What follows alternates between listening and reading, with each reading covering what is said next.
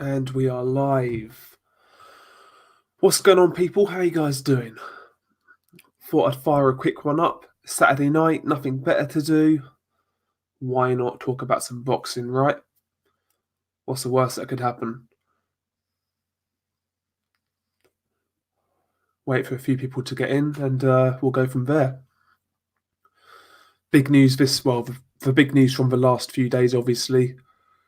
Wilder Fury 2, all announced. Excellent news. Cannot wait.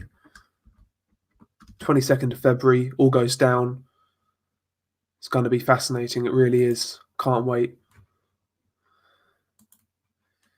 Yo, Jim McDonald, what's going on, man? Big up. Big up, Jim McDonald, man. Yo, Dominic, man. Big up, Dominic. Yeah, we got a win away to Burnley. I was worried going into that game, you know. You know what we're like. So, yeah, good result, man. Very, very good result. Martial, Rashford both scoring. You know, they're starting to score goals now. So, yeah, man. I mean, we've still got a chance of the top four. So, not all doom and gloom. Not all doom and gloom. And yeah, Pellegrini got sacked. Not surprised, to be honest. At the start of the season, I felt West Ham would do okay, to be honest. But yeah, not really panned out for West Ham. Yo, Wagwan, crazy D3, big up, man. Big up. Is BT showing the fight? I'm not sure. I've heard a few rumours that Sky Sports box office might try and get it, but I'm not sure, to be honest. That might be BS. I would imagine BT Sports will show that fight. You would imagine. If not, somebody's fucking up. They really are. No, Jim. No herb tonight, mate. None at all. Might bust it out a bit later, but not yet. I'm not feeling it today, to be honest. I'm not feeling it. I'm just chilling with a coffee at the minute. No alcohol, no narcotics or anything like that. Just good old caffeine. You know how it goes. Gonna try and be a bit more healthy today.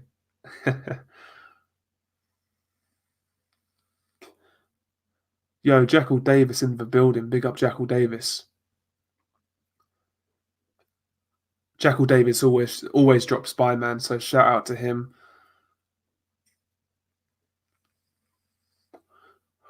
And we got boxing tonight as well. Obviously, Tank Davis, he's fighting. Now, we all know he's going to knock Gamboa out. That's going to be a foregone conclusion. But Badu Jack, Sheen Pascal, that's a really good one, man. That's a very good fight. I like that fight a lot. You know, both guys, it's basically win or the loser leaves town, really, because if Pascal loses, I mean, that guy, he's not really going to get any more chances. And even Badu Jack, you know, he's 36 years old. A loss for him is detrimental. So Jack versus Pascal should be a really good fight. And stylistically, it should make for a bit of a war, I think. So looking forward to it, man. Really looking forward to it. Yeah, C188, I agree. I know what you mean. I'm kind of burnt out on the old alcohol right now. I'm gonna have a few days off, and on New Year's, go fucking ham. Oh dear. Aobs, big up Aobs. They signed the fight, and Warren bought himself a Gucci neckerchief. Fucking hell.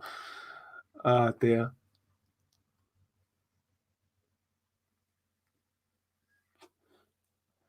Yeah, Jim, that's true. 3-1, not to go the distance is worth a shout. Pascal's been through so many wars at this point. Eventually, his chin is going to get cracked. He can still take a punch, but surely the guy's going to deteriorate to the point where he can't take that punishment anymore. And even Badu Jack, like you say, the big cut that he sustained last fight, if that opens up again, who knows, man? It's a good fight. It's really a good fight. I'm not really, to be honest, the winner.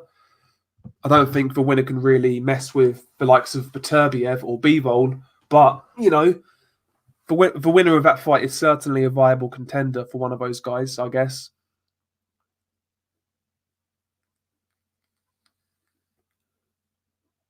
So yeah, good fight, man. Good fight.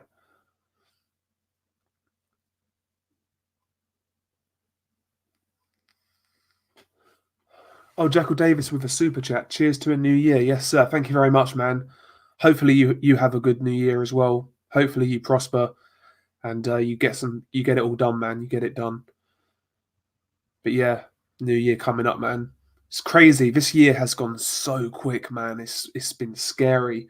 It feels like 4 months ago I was celebrating last New Year's, man. It's crazy. It's gone so fucking quick.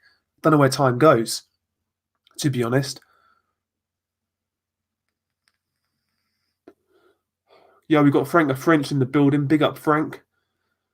Big up Frank. He's leading the old fantasy football on the old private league. So big up Frank. He knows his stuff in regards to the football, certainly. So I'll tell you what, next season, I might do the whole fantasy football thing again, but have a prize on up for grabs, something like that. I think that'd be a good idea. Stephen Lawler in the building. Big up, Stephen. Big up, Stephen. Yeah, Aobs, that's true. The funny thing is, Aobs, as you say, Badu Jack takes a while to get going, takes him a few rounds to warm up. Pascal's the opposite. He starts strong, but he gasses out late. So could be a fight of two halves where Pascal starts well, wins a few rounds, gives Jack some problems, and then Jack takes over in the second half. Could be one of those fights. It could be a draw. I know we all say about Badu Jack and his draw fights, but I could see this one being a draw. I wouldn't be surprised, to be honest. Really wouldn't be surprised.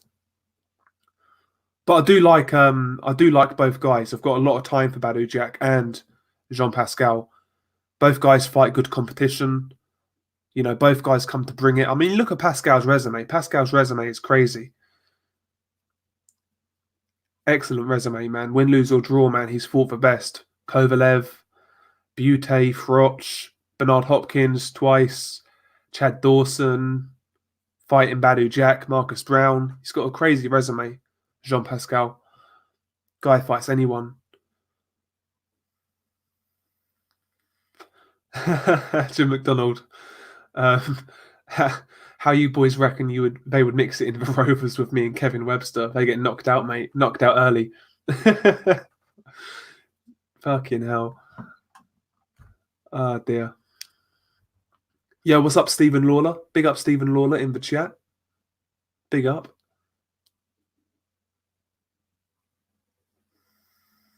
Yeah, I saw that, Frank. Trent Alexander. Yeah, he got benched, then he fucking managed to get 24 points. He scored against Leicester. Yeah, you're doing well, man. You're doing really well in that league. You know, I think you've got a little gap now as well. I'll have a look at it in a minute. I made one change. I put Danny Ings in. He scored, I think, so that's okay. But yeah, we'll see what goes on with that. Out of interest, lads, who have you guys got in Tyson Fury, Deontay Wilder 2? Like your initial thoughts on who wins that fight. Who have you guys got? You leaning towards Wilder or Fury? Yeah, Jim. Yeah, Uskatigi. Yeah, he's fighting as well. That's his first fight back, I think, since he lost to Caleb Plant. So it'll be interesting to see him. He's always good value, Uskatigi. Aobs, he's got Wilder by KO. Jim McDonald, he's got the old fella Fury by points. It's going to be one of the two, isn't it? Wilder by knockout or Fury on points. I've seen a lot of people pick Tyson Fury by stoppage. I've seen a lot of people pick Fury by stoppage. Not sure where they're getting this confidence from, to be honest with you. I think Fury can win, no doubt about it. I felt he won the first fight, but I can't see him getting a knockout, to be honest. He'd have to be a lot more... he'd have to take the initiative a lot more in comparison to that first fight. When Fury put his shots together in the first fight, he definitely troubled Wilder. You know, round 12 is a good example where he got dropped, obviously, but he came back strong, got on top of Wilder, and he started to push Wilder back and have real success. So That style would work or could work against Wilder. It's whether Fury wants to risk it. It's a risky game plan. It really is, because he could walk into a big shot, obviously. Be interesting. I think what Fury's saying about the knockout, I think it's all bluster to sell the fight, to be honest. I think Fury's going to revert to type and try and box. Try and make Wilder miss. Ping him with a jab. Keep him off balance. He's going to try and do the same thing again, whereas Wilder, we know what Wilder's going to do. But, both guys need to make adjustments from the first fight. Tyson Fury mainly mentally.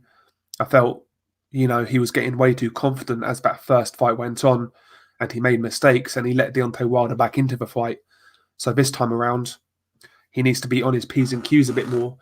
None of that silly showboating, standing in front of Wilder, sticking your tongue out. Just be a professional, win the rounds, and get the job done. As for Wilder, he can still make adjustments. There's certain things I think he can do to give himself a better chance. Like in the first fight, when Wilder jabbed to the body, that was actually a shot that was always landing. He didn't throw many body jabs, but when he threw that shot, it was landing. I think that's something Wilder needs to look at, the jab to the body. Not only is it obviously a scoring shot, but it can be a shot to really slow down your opponent. If you can jab him in the stomach numerous times in the fight, it can really slow you down. So, yeah, I think Wilder might need to, utilise that jab to the body and go to the body full stop, to be honest. I know Wilder, he's not a big body puncher, but I've seen him throw a left hook to the body. And he, against Luis Ortiz, before he knocked Ortiz out, I think it was the round before, he made an adjustment where he started to throw a few body shots, a few left hooks to the body. And I think Ortiz felt those shots. So maybe Wilder could try to go down to the body. But yeah, both guys can make adjustments. It's fascinating. It really is. Bad Nasher, he's got Wilder by points. What are you saying, robbery or multiple knockdowns? Yeah, Jim, exactly. I felt Fury won, but Wilder scored 2 knockdowns. And when you do that away, well, when you're the challenger and you've been dropped twice in the champion's backyard, you're going to struggle to get the win, aren't you? You're going to struggle.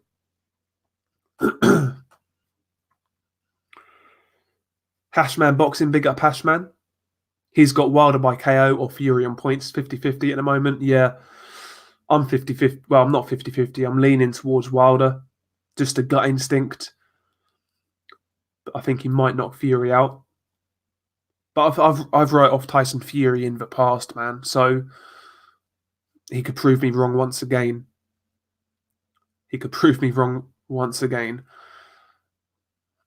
Big Stiff Idiot, big up, man. Big up, Big Stiff Idiot. Best name in the chat by far.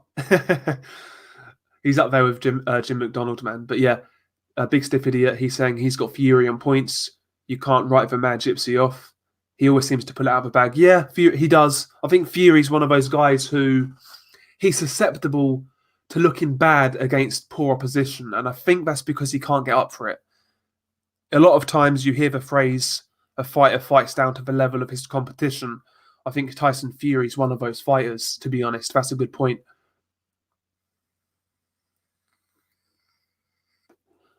Stephen Lawler, Fury said he's going to make Wilder quit on his stool. That'd be something. If Tyson Fury could do that, that'd be a hell of a statement. I can't see that happening. I don't think Wilder would quit, to be honest, especially with what he said in the past. He shredded other fighters like Joshua. If he quit, he'd look like a clown. So I think even if Wilder wanted to quit, he would continue, to be honest, just because of the standard he set for himself. If that makes sense.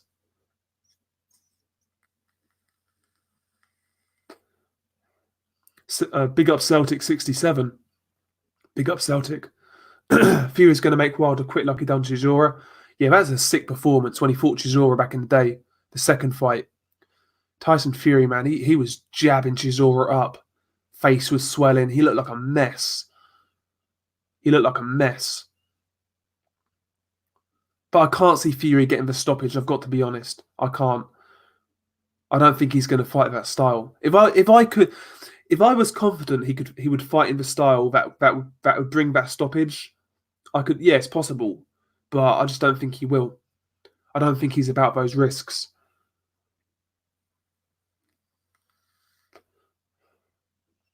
Hashman Boxing, why would Wilder quit when he just needs one moment in 36 minutes? Exactly. That's another thing that's always going to keep Wilder in a fight.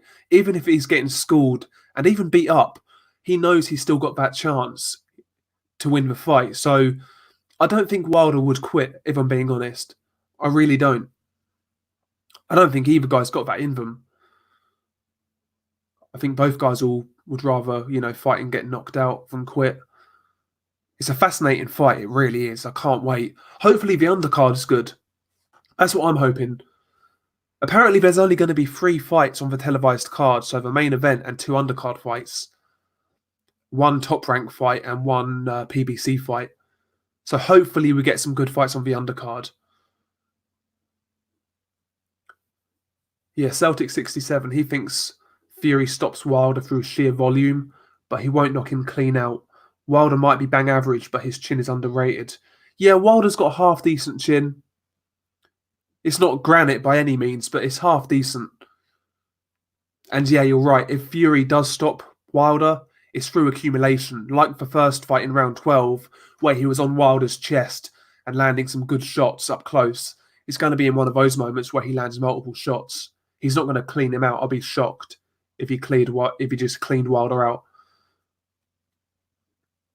The fact that Wilder wants the fight again says everything. Yeah, he's confident, as is Fury.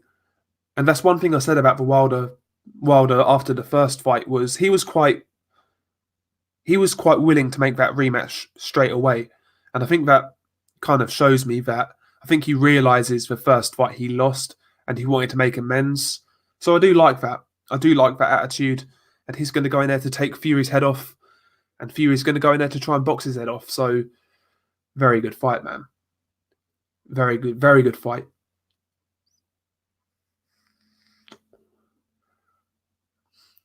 Adam Scott, big up Adam Scott, man. Another one of the regulars. Always supporting, big up Adam. He says Fury doesn't have the power. I agree, man. He doesn't. I know some people say he hits harder than it looks. Maybe that's true, but he's not a concussive puncher. He's not. If he stops an elite level heavyweight or a top 10 heavyweight, it's always going to be via accumulation, like the Chisora fight, for example, the second one where he just jabbed him up, and Chisora got pulled out. Yeah, Hashman, that's what I'm saying. Like this rematch, Tyson Fury, his main adjustments need to be on the mental side of things. Don't get greedy, like you say. Don't be so cocky, showboaty. Just get the job done. Be professional. Minimize the risks. Take it round by round, kind of thing. That's what Fury needs to do. But Fury's always going to be that guy where he does do that sort of thing. He's always going to showboat.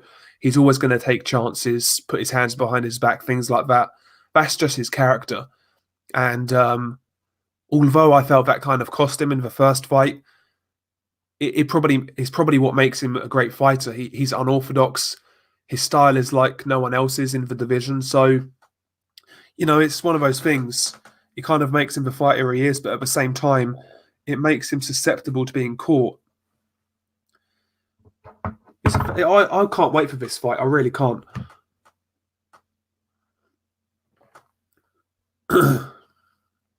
BG London. Wilder underestimated Fury. He was too desperate for the knockout last time. I agree. I think Wilder, in the first Fury fight, I think Wilder kind of was hoping that Fury was like depleted, like really depleted. Fury wasn't at his best, but he still had a lot in the tank and a lot more than Wilder anticipated. I think Wilder went into that first fight thinking this guy's coming off a long layoff. He's not the fighter he was. I'm going to blast through this guy. And he was looking for that home run shot all night. And he kind of got outboxed. This time around, I think he'll be a bit more... He'll be aware of what's in front of him. I don't think he was first time around. I really don't. And I said that before the fight. I think Wilder took that fight for a very specific reason. I think he felt what Fury was done. I still think that now. But he bit off more than he could chew. And this time around, he wants to put it right. That's how I see it.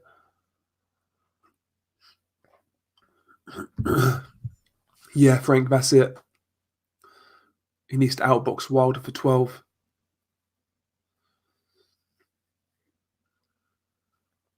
Yeah, Celtic 67. Fury's loaded shots are heavy, but his style makes it impossible to KO people with one punch. Fury's too big and skilled and now too fit for Wilder. Yeah, could be the case. And you're right, because when you're moving around, when you're moving on the back foot, it's hard to generate one punch lockout power. It's not like Fury sets his feet and really steps through with punches. You know, a lot of his punches are arm punches almost and punches off the back foot. So he's not going to generate that type of power, to be honest. Jackal Davis, I'm going to question Wilder. Sorry, I'm going to question Wilder's going to gas. He's already peaked, in my opinion. Yeah, I don't think Wilder's going to get much better than this. I think he's kind of... This is Wilder's level now. I don't think he's really going to improve that much from now on. And are you saying he could gas in this fight? Like gas out? Could be the case. Wilder's got good stamina, but in the first Fury fight, Wilder was as tired as I've ever seen him. And that's not because it went 12 rounds. He went 12 rounds with Stavern and looked fresh as a daisy. It's not because it went 12 rounds, it's because Wilder was loading up, and he was missing. That takes a lot of energy out of you when you're missing all the time and you're loading up. That's why Wilder was tired first time around. So don't be shocked if Wilder gasses again if he misses a lot. Don't be shocked. And that's where Fury in the clinch, if he's smart, you know, little sneaky shots to the body on the inside when he's got a hand free, you know, things like that to slow Wilder down. In the clinch, try to make the most of your weight advantage and lean all over him, make him work, make him, you know, just try and rough him around. Fury needs to try and deplete Wilder's gas tank. Yeah, definitely.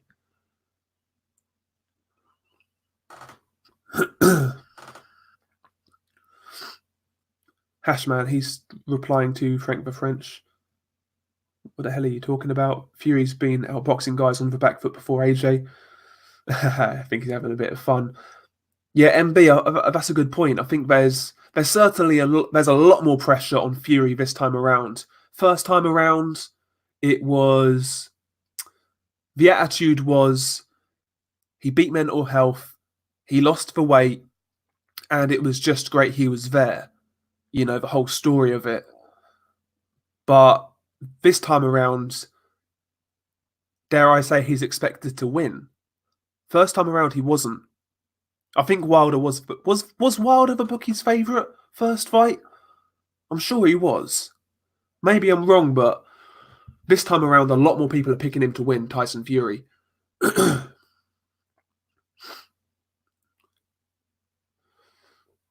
Yeah, exactly, Frank. Yeah, Tyson needs to be a bit cute on the inside, you know, just sneaky little shots on the inside, uppercuts to the gut, little hooks to the side. Yeah, little sneaky shots on the inside. BG London, Fury's element of surprise is over. The Alabama Slammer is coming. Yeah, it could pan out that way. It's gonna be great, man. Yeah, totally agree, MB. Nobody expected Fury to win the first fight. This time they do. That equals pressure for me. Yep. It's a sick fight, man. It really is. I can't wait for it. I can't wait. Jackal Davis, Del, who do you want on the undercard? Very good question. Very good question. I think... Sorry, I've got a dodgy throat. Realistically, I think you might see on the top rank side, I think you might see Shakur Stevenson, to be honest. He's one of their young stars. He's not fought for a couple of months, maybe. When February comes around, I think that date is ideal for Shakur Stevenson. Don't be shocked if Stevenson's on that undercard against somebody, hopefully somebody good. And from the PBC side of things, who could fight from the PBC on that card? I'm not really sure, you know. I'm not really sure. Wouldn't mind seeing maybe Kaunatski in a good fight, Adam Kaunatski in a heavyweight fight.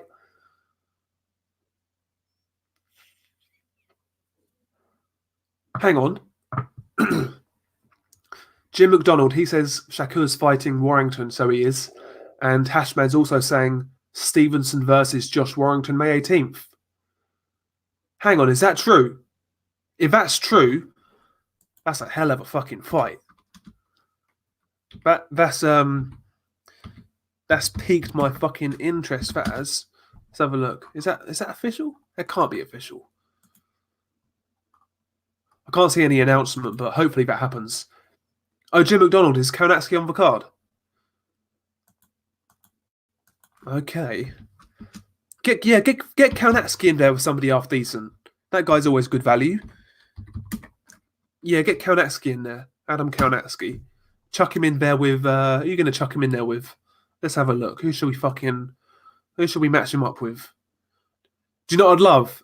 Adam Kaunatski versus Andy Ruiz Jr. Battle of the fatties, but hell of a fight. Hell of a fight. Wouldn't be shocked to see something like Dominic Brazil versus Kaunatski, in all honesty. Wouldn't be shocked at all. Okay, so they've booked Elland Road for May 18th. That'd be a very good fight. That'd be a very good fight. Kaunatski-Pulev, says Stephen Lawler. Very good fight, but Pulev is not going to risk that Mando. Unless, obviously, Joshua vacates and they can then fight for the vacant belt. Martin versus Washington, AA Boxing and Blunts. Do you know the sad thing is, though, I'd watch that fight. I'd watch it. Yeah, that's a sick fight, Jim. Oscar Rivas versus Adam Kaunatski. That's a really good fight. I want to see Oscar Rivas back, to be honest. I actually think he's a half-decent fighter. He's not a bad fighter at all. Not a bad fighter at all. But yeah, I like that Warrington Stevenson fight. I really do. That's a good one. And by the way, earlier on we had official scorecard boxing drop by. Big up official scorecard boxing. I didn't miss your comment. And if you guys have time, check out official scorecard boxing. He's got a really good channel, very good breakdowns. He knows his stuff, man. He knows his stuff. Yeah, BG London, Kaunatski Ruiz, hell of a fight. Both guys not body beautiful by any means, but they can throw a lot of shots. They've got good hand speed, very aggressive. They're going to stand in front of each other and beat the absolute fucking lard out of each other. So I'd love to see that one, man. Okay, Josh Warrington said they offered all of the champions fights in England and nobody wanted it. We're going to see Jazza Dickens, not Stevenson. Fucking hell. Christ. Christ almighty. I do like Josh Warrington. I do. He's a very good fighter. Hopefully he gets a big fight.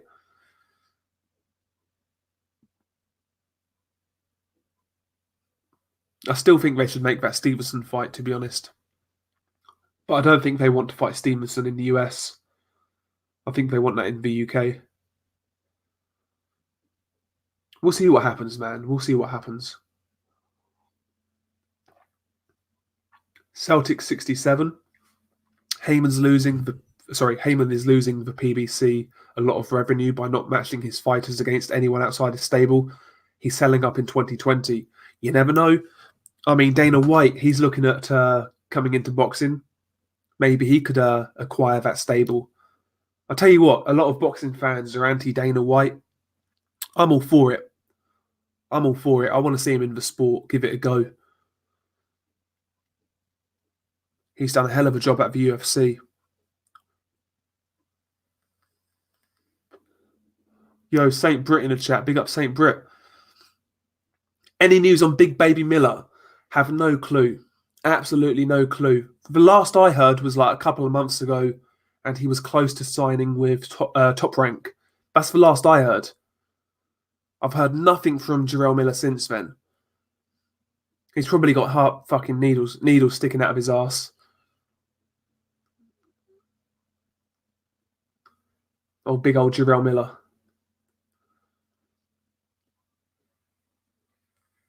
Russell Hartley reckons Josh Wales should fight Josh Warrington. Christ, that's a mismatch. Yeah, exactly, Frank. Dana makes the best fights in MMA. Occasionally, like, things slip through the grasp, but for the most part, they put on the fights they want to see over there.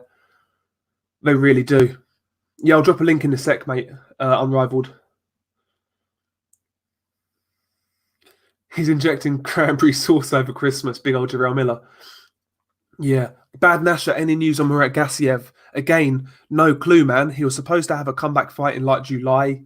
I think he got injured. Heard nothing since. Man. And I like Gassiev. I think he can do some bits at heavyweight. I really do. He can do some bits. Celtic 67. He wants to see Brick top rank Warren versus Al Heyman in a shouting match on the undercard. Fucking hell. Oh dear. Yeah, BG London. I don't mind Miller. Before he like popped and whatnot, and he became a joke. I liked Miller. I liked his style. Something a bit different. A lot of volume. A lot of aggression. I liked his style. He's got that fucking cinder block head as well. Like, that guy can take some punishment. You can just look at the guy. You know that guy's not going to fall over the first shot he takes. That guy's a fucking unit. He's like a fucking fridge freezer. He's a big old cunt. Big up Box in the chat. Shout out to Box. Will Shakur Stevenson cry when he loses? More than likely. More than likely. Yeah, smash for like, lads. Smash for like. Yeah, MB. That's a sick fight. Jarrell Miller versus Joe Joyce. Excellent fight. Like you say, neither guy is going to take a backward step. I think Miller wins that fight. Let's say Miller looks the same as he did with PEDs, just because that's the only Miller we've got to go by. That Miller beats Joe Joyce, in my opinion. I think he beats Joe Joyce. I really do. But, you know, we've got to see Miller now without the fucking needles at his ass. You know what I mean? So...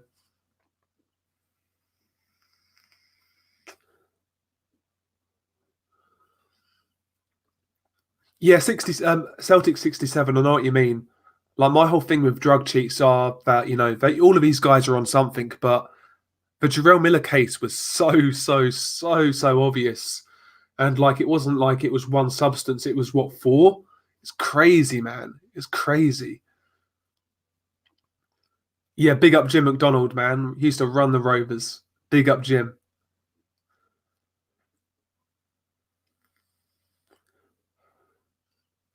Yeah, Hashman Boxing, that's what I'm saying. A lot of people kind of didn't agree with me when I said that. You know, we saw how Galahad gave Warrington problems. I think Stevenson can replicate that, but to a much higher level. You know, that's how I see that fight. I think it's a really awkward fight for Josh Warrington.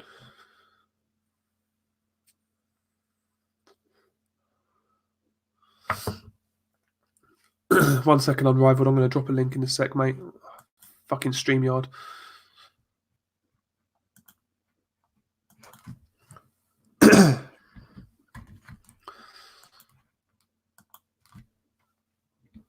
Frank Warren's pissed. Yeah, he's pissed that Josh might have to fight Galahad again.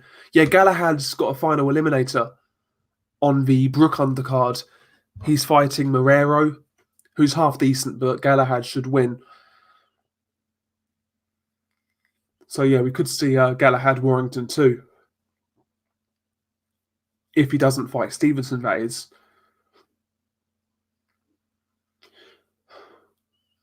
And by the way, lads, there's actually another really good card early next year. So it's a DAZN card.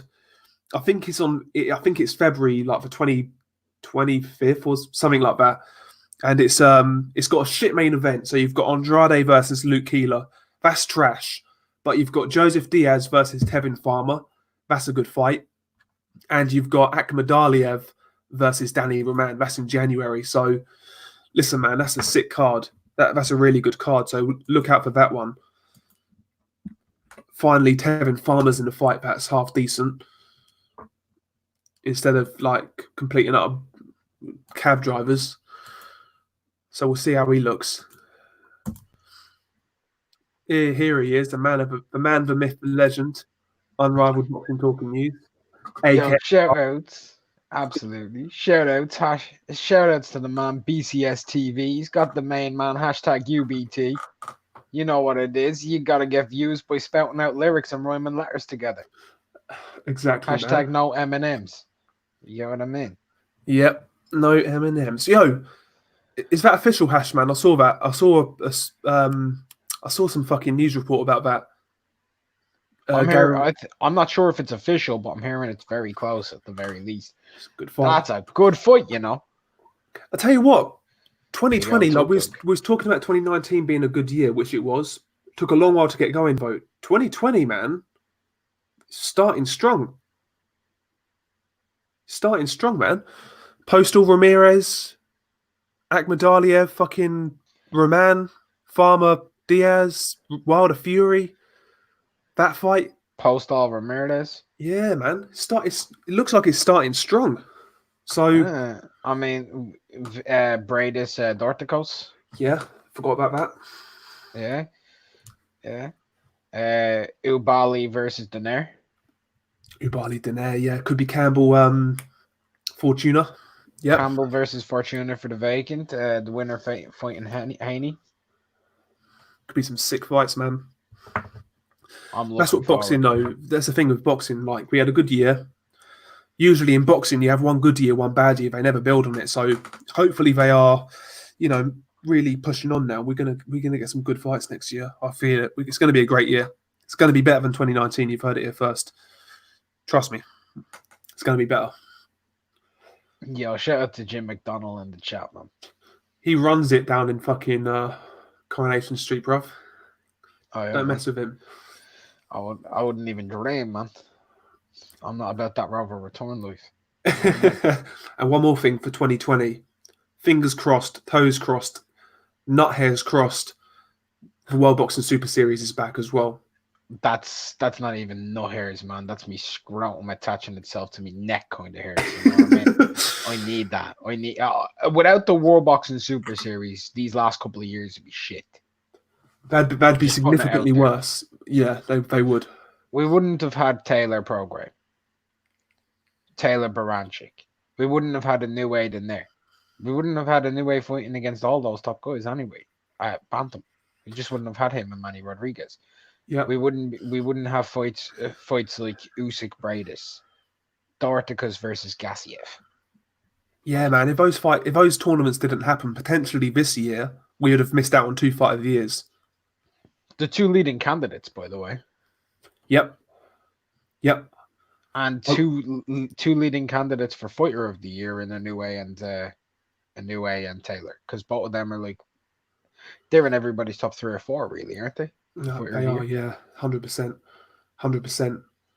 Yeah, man. We're going to get. I think Keller Sowland was quite optimistic that it would have a 3rd season. We'll see, but you can never trust a cokehead. So I wouldn't. Oh god! Yeah, believe it when I see Kurt Cobain. #called shotgun, isn't it? Jesus Christ! Fucking hell. Who you guys got? Sorry, who have you got tonight in the old Badu Jack fight? I think I know your answer. Well, I do know your answer, but you got a draw. Oh, okay. He didn't know my answer. No, I didn't. He was thinking I got Badu. Oh, I got a draw, fam. Badu, the king of draws. This fight, the styles match up for a draw. To be honest, it's going to be close. I mentioned it earlier because Badu Jack takes like 10 years to get going. Like he needs quite a few rounds to get going. Pascal starts quick. He can get going really fast, and Pascal can start really slow. Pascal gasses as well. So, but when he starts slow, he comes on strong. Jack also, he starts off fast, right, and then he gets slower. He'll destroy you for the first 5-6 rounds, and then he'll lose the next 5-6 rounds. Pascal's the same in reverse. I'm predicting a draw. Yeah, I got Badu on points, UD, but hell of a fight, man. Hell of a If fight. someone It's one of gets those stopped, fights. though, that'd be a special fight. If someone gets stopped late, it's gonna be special. Yeah, man. I've got a lot of time for both guys, though. I like Badu Jack a lot. I like Pascal. Like, Pascal's just fucking... He'll fight any cunt. No Well, fucks given. you can't look at either of their resumes, yeah, their last 10 fights, and say, oh, they're cherry pickers. Those boys fight everyone. Kovalev twice for fucking Pascal. Hopkins twice. Dawson, Froch, Butte, Brown. Fucking crazy, man. It's crazy. Bevo, yeah. Madness. I mean, he fights everybody. Now look at Badu Jack's resume. Look at his last few fights. Yeah, like Brown, Cleverly, Groves, DeGale, Durrell. Fighting guys, man. He's fighting everybody too. Both these motherfuckers are in there with everybody. So fair credit to them. They're fighting everybody that were in their division at the time. Yep. Yeah, it's got a regular belt on the line as well. WBA regular. Yeah, Pascal was promoted to regular champion because Bivol got promoted to super. Yeah. Man, if somebody said to you after he lost to Bivol, Pascal would actually hold another belt, even though it's regular, you'd laugh. Crazy, innit? Boxing's crazy, man. Pascal's crazy, man. He's a nutter. See when he said about building a wall from between Canada and America. No, I didn't. What did he say? Because all the Canadians are whipping their ass, like, and fuck. He's a nutter, man. The Haitian sensation. Yeah, Max. When Kovalev he fucked Pascal up in that second fight. He literally prolonged that as well when he had him in the corner, beating him down, took a step back, waited, just so he could prolong it. That's fucking savage from Kovalev. I'm gonna be honest though, like the only person who's able to stop Pascal was a prime Kovalev. That is a prime Kovalev, by the way. That's Kovalev at his peak. Best Kovalev you'll ever see was in those two fights. Yeah, exactly. And even then, wasn't he stopped on his feet in both? I'm pretty sure. Yeah, he was, wasn't he? Mad. Yeah. Mad. Craziness. Oh, Goulamarian fought tonight. Jim McDonald, Yeah, he picked up a late stoppage. Yeah, dude he was fighting was unbeaten. I've seen that guy a couple of times. He's okay. Yeah. Shawashida, he lost the split decision to Israel Gonzalez. Oh, really? Yeah, Israel Gonzalez beat Shawashida. Split decision.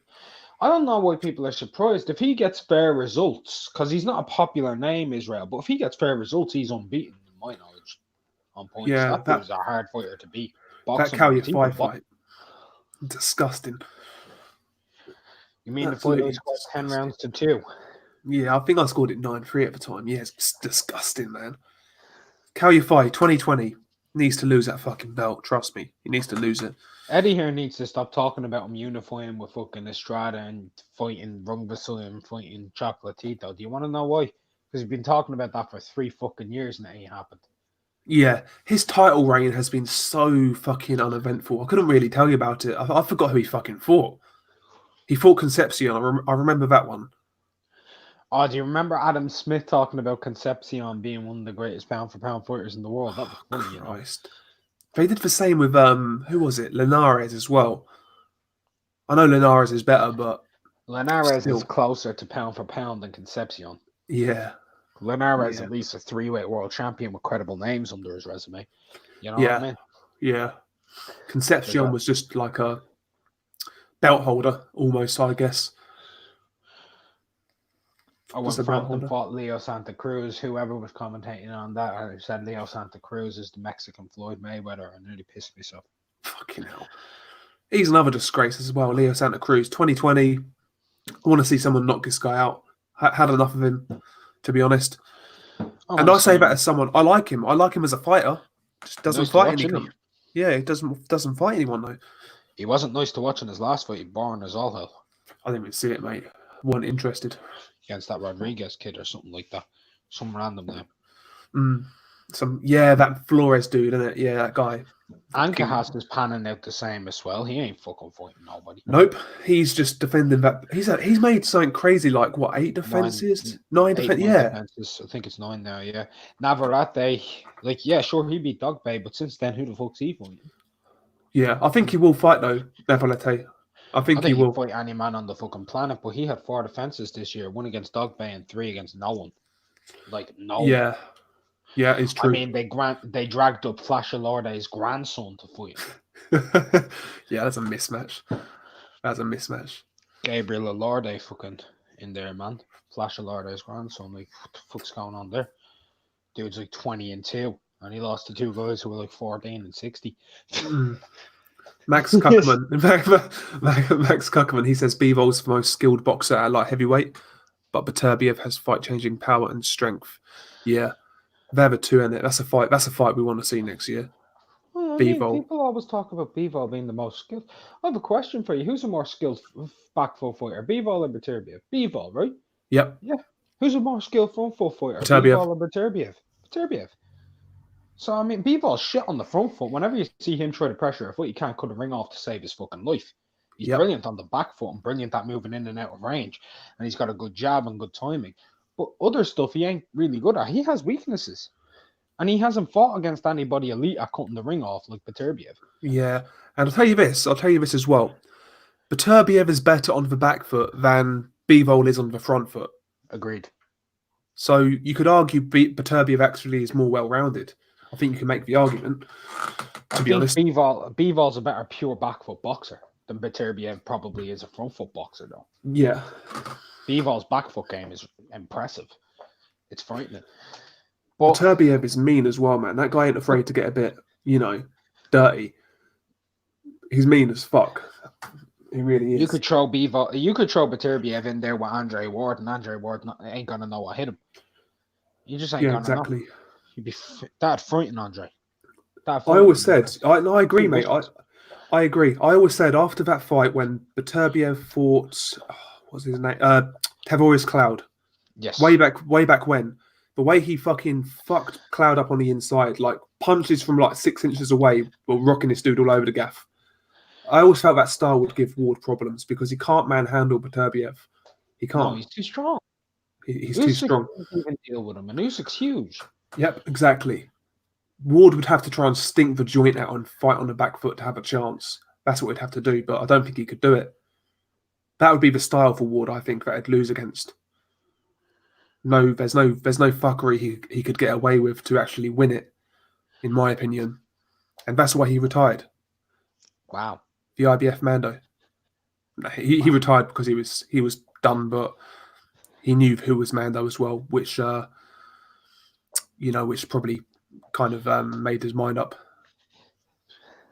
You guys are currently listening to the president of the Artur Beterbiev fan club. Big up Artur. He's gonna have a good year next year. He's gonna get rid of old Fanlong. Who Beterbiev? Yeah. Is he my favourite fighter? And by the way, don't go saying he's gonna have a good year next year. We won't know unless he gets a fight with like Bivol. He's probably gonna be subject to fighting nobody. Fanlong and who? Ramirez. Fanlong and who? If Ramirez gets that vacant belt. Maybe, but like at the same point, is Ramirez going to agree to it? He ain't willing to fight anyone. No, that's true. He'll probably hold that belt hostage. Yeah, I think eventually. Bob really going to want to do that? Bob might look to marinate that fight in house because he might look to build Ramirez as a Mexican name. Mate, if Ramirez though was going to be a star, surely it would have happened by now. Do you know what I mean? You would think so, and you think Bob would already know that, but you know what these guys are like. If you think Crawford was going to be a star, you think it would have materialized by now, but it hasn't. It's been 6 years we've been calling this dude a star in the making. He still ain't, man. Yeah, like because Ramirez on the come up, he looked like it looks like he had that look. He was Mexican. He was just a clean cut guy. He looked like he could be a star, but never really panned out. That's what you get though for not fighting good competition. But we'll see what happens. I honestly do believe Ramirez will step up now. I think he's got to. Can I ask you something? Yeah. Do you think Bivol's a better boxer than Vostik? That's a good question. Yeah, I said before that fight. I think so. I'll be honest. I think he is. I think he is. Would he beat Vostik? I think he'd win a boxing match. Yeah. But does he win a fight? I think so. Well, I don't think Bivol would get drawn into it. To be honest, He's really focused, isn't he? he is. He's got the one of the best poker faces in the sport. Expression never changes. He's that one dude who just fights like you see what he's doing every second of every round for the entire fight, and he does it. Mm. That's scary, you know. Very few people can do that. Yeah, exactly.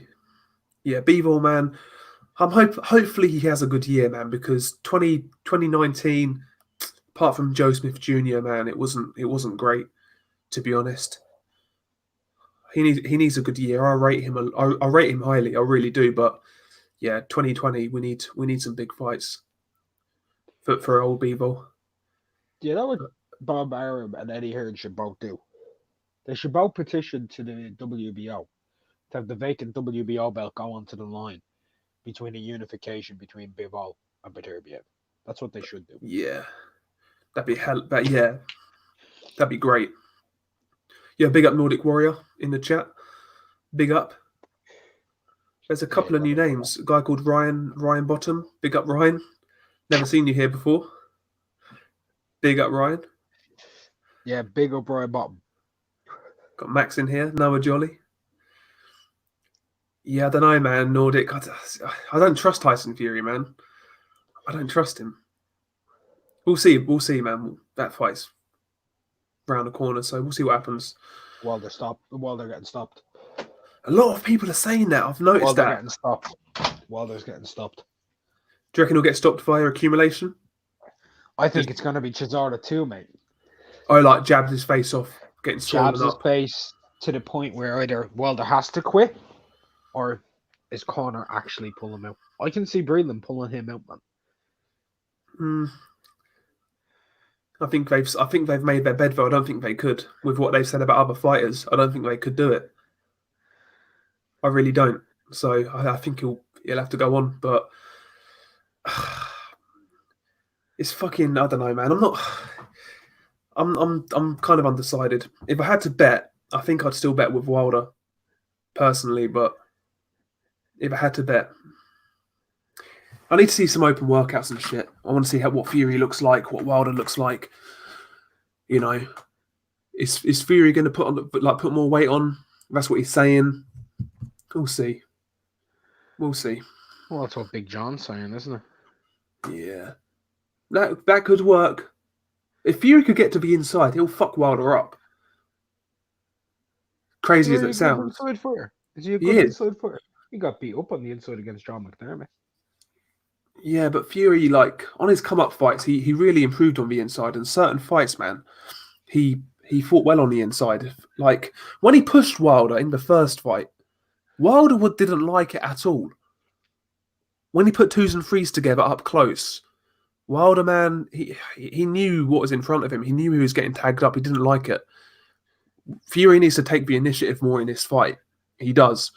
He needs to box, obviously. That's his bread and butter. But I think he's going to stick, move like he did Klitschko at length. And then when he has moments, he's going to take them on the inside. Yeah, it's going to be interesting. Like he done Klitschko in his back garden. And a harder jab is needed from Fury. None of that flick shit. Obviously vary it, but I want to see a harder jab from Fury, a solid jab. Shut up, you big dosser. Yeah, proper jab, you know. None of that fucking feather duster shit. I want to see him go southpaw. Well, they don't like southpaws. Look, Luis Ortiz. Yep. Yeah, it's a good shout. Use that right hand jab. Stiff his face. Left uppercut. Switch stances while they're over. Commit. Hook. Boom. It's all over. Fury's got the tools to beat him. We saw that first time around. He beat him, but just needs to be a bit more professional this time around with none of that showboating. Fury has the tools to beat everybody in the heavyweight division. Yeah, I think so. He holds a Yeah, reach advantage over every fighter. He's got better head movement than arguably every fighter. He's got the second best or third best footwork in the entire division because of Usyk's in there, you know. yeah, yeah, He's got the exactly. best ring IQ. He's a top 15 inside fighter, arguably. At length and on the outside, he is the best outside fighter. I Mm. mean, he he's not completely feather fisted like some people think. I've seen him sit on punches before and rock people to their boots. So, including Cesaro, And hit him with Wilder. a hook and just rock them to his boots, rock them to his core from. Like that guy is so well rounded, you know? Mm. Yeah, I'm gonna get a And drink. One sec.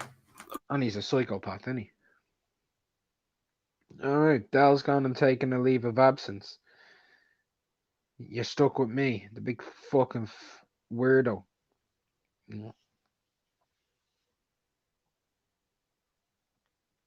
How everybody see the fight going, man? How everybody see the fight going?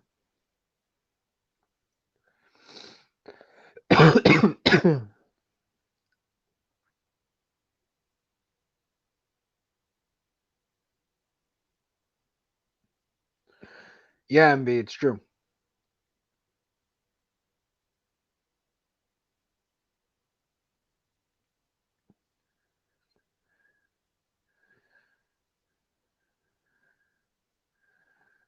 He does have to be very aware of that power.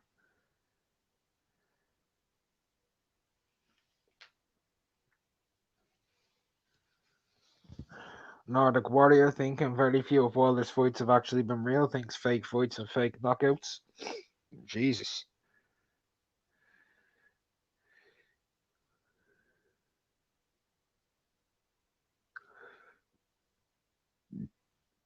That's Sorry true, about that. Chase. Oh, don't worry about it, man. Start the kettle on. Bit of coffee. Bit of coffee. Instant coffee, yeah? Yeah, man. The kettle, Knackered. yeah. The I'm old posh, kettle. man. I've got a coffee machine. I got that Bewley's Gold blend, you know what I mean? Yeah, I do like coffee machines, mate. I need to get a new one. To I be got honest, that Bewley's Gold blend and I got that full fat Avamar right there, fam. beautiful, man. You can't compete with that coffee machine coffee. Like it's different Oh, level. It's like pound for pound level. Like this is like British level. What I'm drinking. You know what I mean? Like I'm Commonwealth honestly, level. I might. Dell's got that Southern area title. Meanwhile, your boy rocking up with the IBF, WBC Unified Light Heavyweight Championships. You know, with the Ring Magazine. Oh god, did you enjoy your Crimbo? Yeah, pretty good actually. To be fair, wasn't too bad. Fuck, wasn't too bad. Yeah, it's tired, but fucking more tired than I was before when I was working, mate. To be honest, Christmas takes it out of you, doesn't it? it does. All Yeah, the food. like today, I'm fucking knackered, mate. Absolutely knackered. It's fucking. Don't know whether I'm going to stay up tonight to watch these fights. I might just watch them tomorrow. To be honest, Who cares about these fights anyway? it's not worth staying up for, is it? As much as I like the Badu Jack fight, it's not worth staying up for. To be honest, I do like it, but fuck it. What do you think of Tank? He ain't going to get any better in terms of his mental state, his mindset. He's going to be a fuck up when it's all said and done. He'll be a what if. He has That's what amazing raw talent, though. he does, but he just doesn't have that drive, I guess, and mentally something's off with that kid. Like something's off. I reckon something bad happened to him when he was a kid, like straight up, because there's something about him that isn't right. Yeah, he's got that. He's got that Adrian Browner. I was molested by my daddy kind of look, doesn't Yeah, something fucked up happened to him. I'm sure of it. he? Honestly, I'm being serious. I really do believe that, and he won't make the most of his talent. He'll piss it all away. He'll eat his career away. I mean, who moves up in weight and struggles to make weight? Fucking the guy's got no discipline at all. Chavez. Yeah, Chavez. Yeah, Chavez. Yeah. Yeah, Gamboa's getting fucked. Nordic. Yeah, Gamboa's chinny, no defense, Imagine and if he's Gamboa hits him with that. We actually have no idea what Tank's chin is like. we don't. And Gamboa can crack. Oh yeah, yeah, that's true. He He's can crack. fast-handed. What if he just goes full tilt right from the start, just unleashes a mad combo, and Tank has no chin? What if that happens? That'd be the Crazy. funniest fucking thing you'd ever see in boxing. Yeah, that'd be hilarious. I think that's what he's got to do though, Gamboa. Fuck that boxing nonsense. You just got to fucking trade straight away. Let your hands go. Roll the dice. See what happens. That's what he's got to do. Yeah. Just throw Well, your balls. Like just let your balls hang out. Let go of your hands. See what happens. let me ask you this: who do you think showed the best defense this year? Frank Warren popping the shoulder roll a few different times, or Eddie Hearn with that Pernell Whitaker like backwards and forwards head movement and the dip out of pocket, yeah, when he was getting skulled with beer cans with standing beside Jason. Mate, you got to go I with your think old shoulder Eddie roll. Hearn's bob and wave. I think Eddie Hearn's bob and wave actually like that's fantastic. You got to go with a shoulder roll with old Warren. It's served him well over the years, man. He's still here, not taking much punishment. The fucking shot and everything. The shoulder roll got him right out, didn't it? Just popped the shoulder roll. Boom! You missed me, fucker. You didn't get me in the heart. Pow! I love him with his little schoolboy haircut and his fucking bull and tweed suit. You know? He's got that proper I'm a rich bastard, right? But I've got that £20 suit out of pennies. Primer. Yeah. You know what I mean? You got that £20 bull and tweed suit going on there with the fucking schoolboy comb over. All I'm waiting on them to do now is getting as the school bag, and he's there for the crack with the shoulder roll. Pow! He's a fucking little blazer. Queensbury promotion blazer. Fucking Oh, hell. he's a fucking trailblazer, is what he is. Big ups to Big Frank, L Brick Top. Tell you, man, he's like a cockroach. Like all the setbacks he's had, he could have gone, but he's still here, still knocking around. It's crazy, man. It's crazy. Good Go old, good back, old. so coming in the chat. Look at official. That bullet turned Frank into a defensively responsible fighter. Fucking hell. Mate. People in the chat think I'm a degenerate, yeah? And I turned you into one. That was a degenerate long before I came along, right? The first things first. Right? Secondly, y'all in the chat are worse than we are. Dear. Nordic saying Tank's a bum with no heart. I think do you know with the heart thing, I can see Tank. Do you see quitting Tank? Like, I kind of get that vibe. I don't know, man. He ain't quit the liquor, does he? No, well, yeah, that's it. Yeah, man. But he looks like he's got that vibe about him. Maybe I'm wrong, but when he's like getting outboxed or he's getting it put on him, how's he going to respond? We don't know nothing about Tank, basically. We don't. If he don't have an Adrian Broner chin, he's fucked. Yeah. Yeah, his feet are going to get him in trouble eventually. Slow feet. Do you know what I mean? I said this before, but like how he drags his back leg. Yeah, I can't wait for him to fall on that dragon behind him. It's like the same. It's Broner footwork. It's the same footwork. He's a lot more. Footwork. Broner's got better footwork. Do you reckon? Yeah, I do. I think they're both slow on their feet, but I think Broner has better foot placement and balance. Yeah, maybe. Yeah, and Tank against Armando De Los Santos. When Tank fought Fonseca, when he looked so fucking confused in that fight. He looked out of it, man. Like when it actually goes wrong, how's he going to respond if he's responding like that in a fight he's dominating? He should knock the fuck out of Gamboa, right? He should. But Gamboa can crack, and I think he's faster than Tank, you know. So, he certainly was. I'd like Gamboa to do it. I've always liked Gamboa. Oh, imagine he does it. Imagine he fucking knocks some starch. Imagine he does. Crazy. That's the comeback of the year, surely. Gamboa knocking out Tank. Like as I gave it to Nonito. Yeah. Denair. If Pascal beat Jack, he's got a shout. If he does beat Jack, he probably deserves it, you know. Yeah. Yeah. Did he fight Bivol this year? No, last year. Last year. Yeah. Who was his fight after Bivol? That's a very good question. I'm That's a very good question. I think he fought some like bum. I don't know. fucking dying, boys.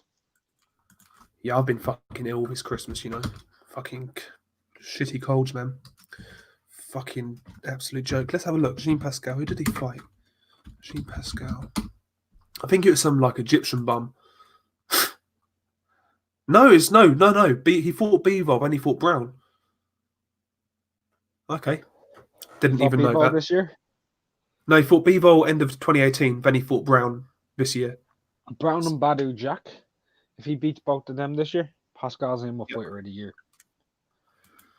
Well, he's certainly got career resurgence of the year, man. Fucking hell. Jesus. At least comeback of the year, but he'd be low key top 10 fighter of the year. Yeah. Low key. He's low key. Yeah, 100%. That's a good Chase resume. Athletics in the building. He says Bivol's got a very good resume at 75.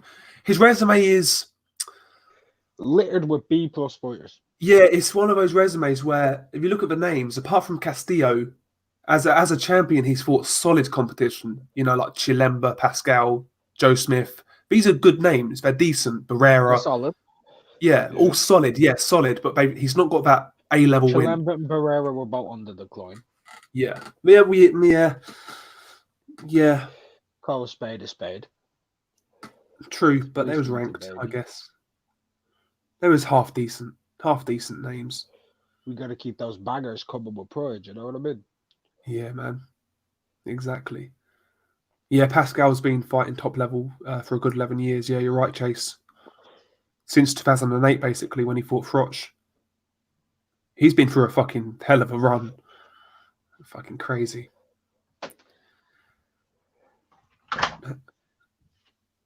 SC29. Maybe another day I'll get more people on, but right now it's just me and McGregor. Maybe if you're in the next stream, I'll invite you on. How about that? I'll be a man of my word.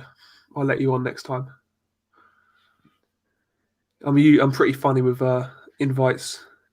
I only like people I've talked to in the past, but I'll give you a shot, man. Give you a shot. MB's like Jacobs and Kovalev or Jack and Brown, which is better? In what sense? Which is two better wins, Jacobs versus Kovalev or Jack and Brown? Jacobs and Kovalev, to be honest.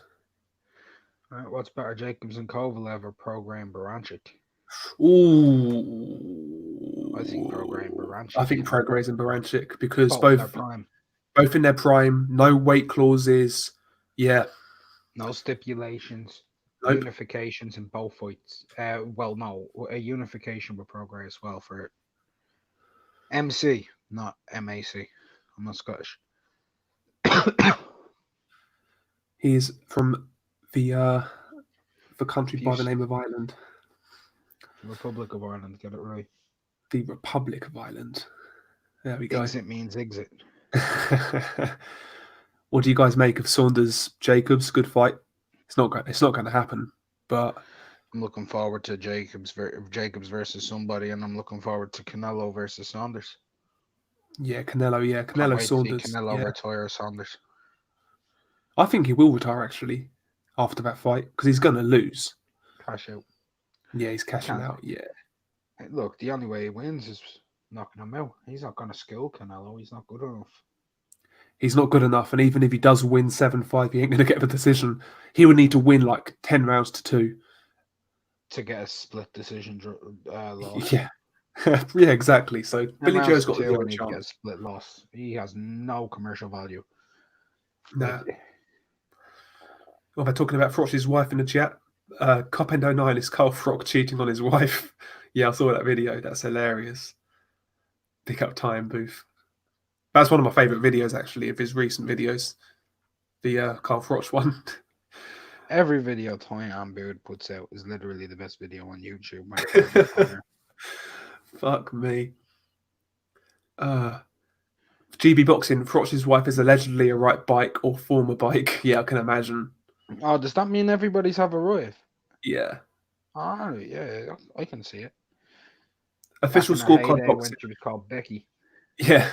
Official scorecard boxing. If you're a bike, you're basically a slut. Essentially, Means everybody's had a go official. a bit Everybody's of British terminology. Yeah, there you go. right. A bike means that everybody's gotten on and had a ride. A Yeah, ride means a shag. And the shag means you bent her over sideways, backways, and you've gotten those wheels spinning every way you could through use of your penis. oh dear.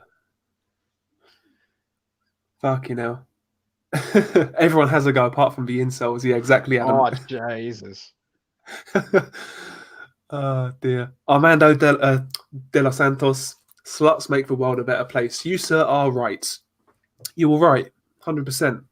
Sluts make the world go round. They do. How many times have you been down when you've been noshed off by some absolute slut and it's made your day feel better? It's given you a more positive outlook on life. Fuck's You know? sake, mate. They're here for a reason, mate. They're here Mate. for a reason. Mate. There's a very famous song from the Trailer Park Boys by my guy called Bubbles, right? Right. And the song is called Liquor and Whores. Christ. Liquor and whores. Yes. Oh, yes. shit. If you don't have liquor and whores in your life, it ain't worth living. You're doing something wrong. I'm going to bring you up on some philosophy, boys, right? You know the way, like, it's all fair in love and war and all this shit, right? All men in the past started war over pussy. If you can name me a war that didn't happen because of some vagina, then I will show you a world that doesn't exist because it never happened. And all of us know that the one thing that we stand and live and die by is pussy. Because the old saying goes, you can't live with them and you can't live without them. You can't live with them because they're annoying as fuck, but you can't live without them because of what's between their legs. Exactly. So bottoms up, cheers to New Year's, and may everybody have a bountiful plethora of pussies next year. Plethora. I like that. I like the use of a word. Yes, sir. Not said enough. It's not said enough. But yeah, I second what Unrivaled said. It's right up there with some of the greatest, New Year, New Me motivational speeches. Just need a little bit of backing music, sad music turning into upbeat music. That's got 1 million views on YouTube. Trust me. I'm gonna do that. Yeah, I saw that No Context Johnny video. Oh dear. Not scared of a little fire, are you? Little fire ever hurt you, birdie? Just out of nowhere. Fucking hell. And may you keep your cards close and pay homage to your friends and the family. This fucking guy. I'm telling you right now, man. I've downloaded so many clips. That's just number one, right? And they're all gonna be like 2 minutes because there's no point in having a big 10-minute one. It does get boring, and I try to watch it like that. But just 2 minutes and releasing them every now and then, they're fucking hilarious, man. They are good, and you've basically got like unlimited subject material. It's just a gold mine. It's just a fucking gold mine. I was just like, Eddie Hearn, No Context Eddie Hearn is grand and all. But Johnny Boy No Context is the funniest thing in the world. It's just like you just take him up and all of a sudden you've got him going, rape me again. Oh dear. The out of context or the no context Eubank one's quite funny as well. That's pretty good. Oh, that's hilarious. Jesus. Cophead09, by the way, is an interesting point. He reckons 2020 last year for Billy Joe Saunders, Queen Khan, and Kell Brook. I think I agree. What? 2020 is going to be the last year for those guys: Billy Joe, Queen Khan, and Kell Brook. Oh wow. Yeah. I mean, Definitely Carter Brook. I reckon so. That fight's not going to happen next year. No, it's not going to happen. It's never going to happen. And when it does eventually happen, every year they're losing about 50,000 fans that are going to buy it on pay-per-view, to be honest. Like, back in 2014, Del, 600K pay-per-view, boys. Do you think I'd be wrong there? Minimum? No, I think it'd smash it. Yeah, Yeah, 600, 700K, somewhere around there. Maybe a yeah, stadium, 60,000 people. If they sold out the O2 and did 150 to 250,000 pay-per-view, boys, right now, that'd be a success. yeah. I agree. It's only an O2 fight now. Like back in the day, it was Old Trafford or Bolton Stadium. The Reebok fucking Bramall Lane. Sell it Yeah, all out. Sell them exactly. all out. And if Cam was able to go 9, 10, 11 rounds and be winning on the scorecards, which he would have been more than capable of, and then got starched, right? If that had happened, they could have done a rematch. Yeah, exactly. Exactly. But fucking it is what it is. I'm not interested in either guy right now. I remember in the midst of all that war, someone actually asked me this. This was the funniest thing ever. Who would win? The Amir Khan who fought Devin Alexander or the Kell Brook who fought Carson Jones? A Khan fanboy. I'm like, well, fuck off. So who wins? The Amir Khan who fought against Bradis Prescott or the Kell Brook who fought against Sean Porter? Yeah, exactly. It's nonsense, isn't it? It's nonsense. Fucking fanboys, man. Like I've said before, man, if that fight happens now, man, it's like a slap in the face, isn't it? It's a slap in the face. It's like seeing a girl who used to be fucking banging, like 10 out of 10 gorgeous, and you see her 5 years later and she's a fat fucking pig with like 5 kids. That's what Khan Brook is now. Could have been I'm gonna great. ask you this. But Do you now it's know any fucked. former 10 out of 10s who are now 2 out of 10s, about 19 stone, and have who've had 4 fellas in the last 6 months with 5 kids?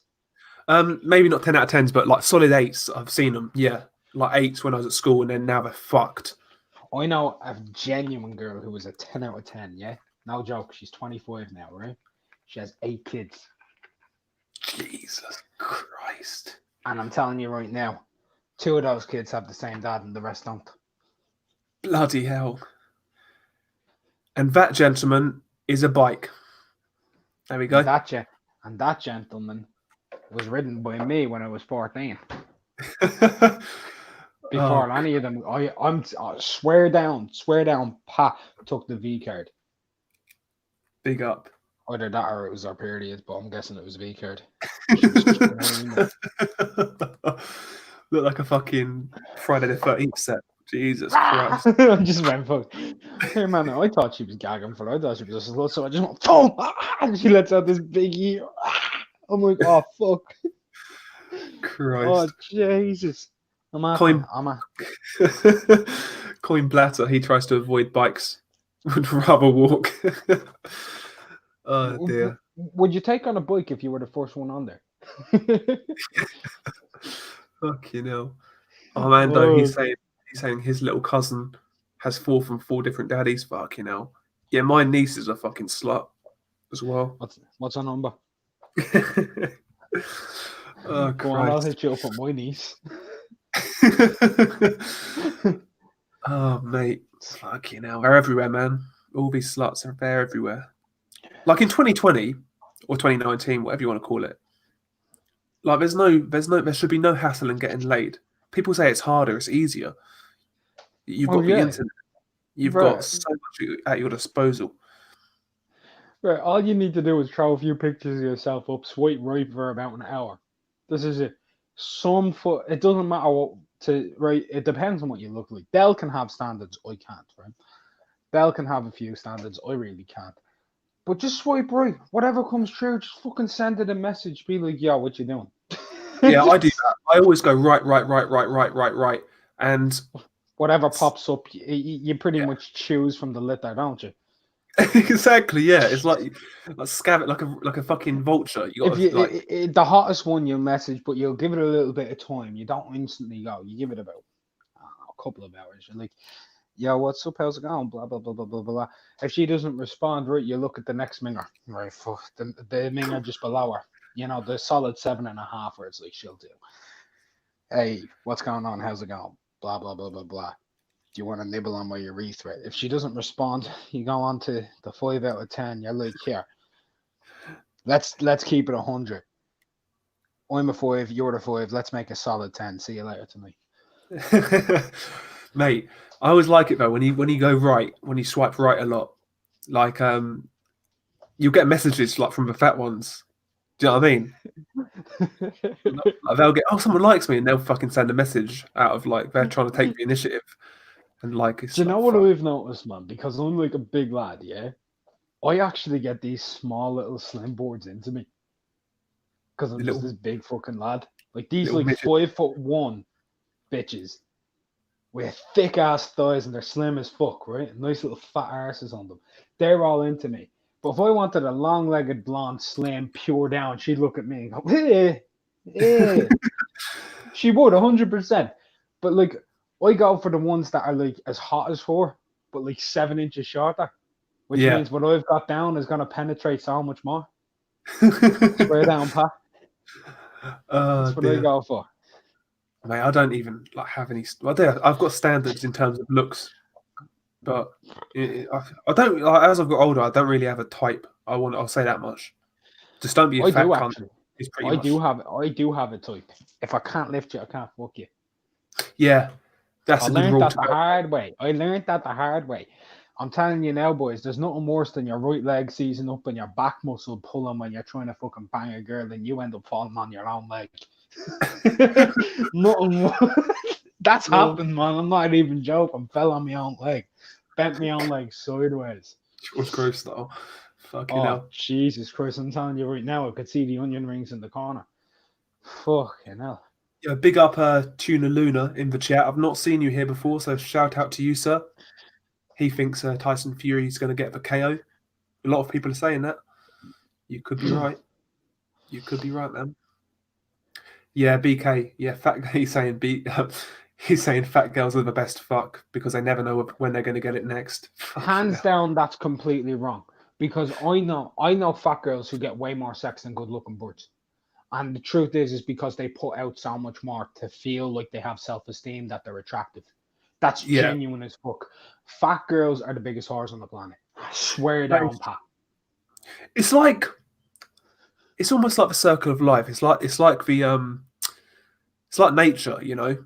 Fat girls are there for people like us to practice on, right?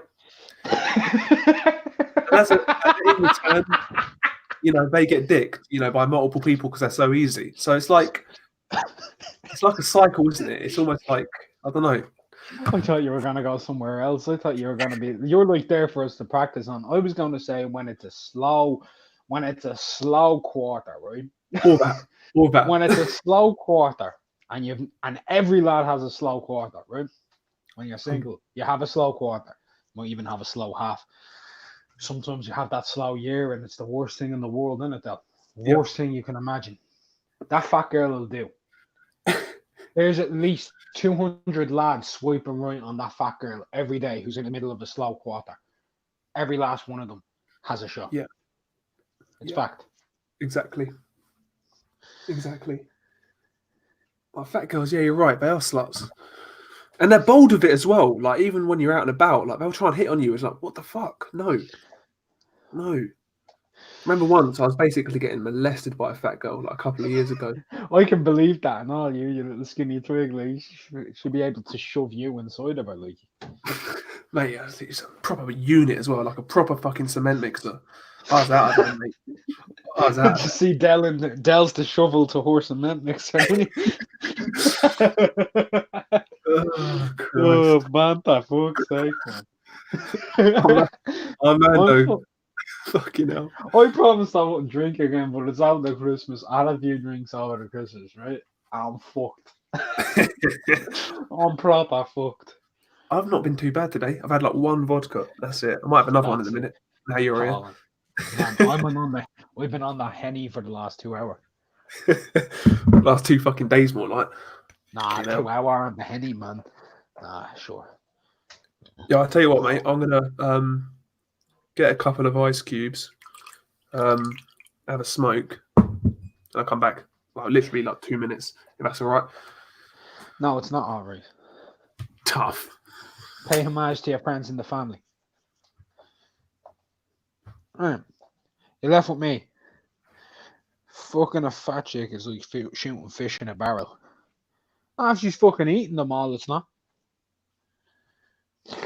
Circle of life been around some roundabouts. Jesus Christ, man. Sometimes you need to go walk straight through that roundabout. Can y'all hear me all right? Let me know, yeah?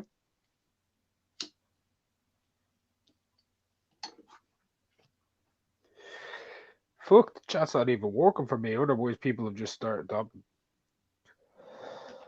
Rival, which kid is yours? Neither. None of them. Not one. I got a kid with someone else. Oh, God.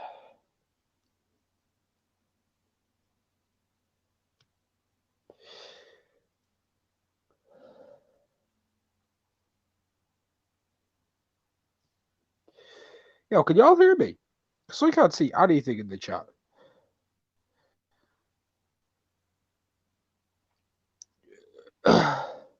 Alright, yeah, y'all can hear me. I sound a bit funny, do I? You sound a little bit funny. Who are you talking to? Let's fucking go, BK. Let's go, bro. Let's get it started.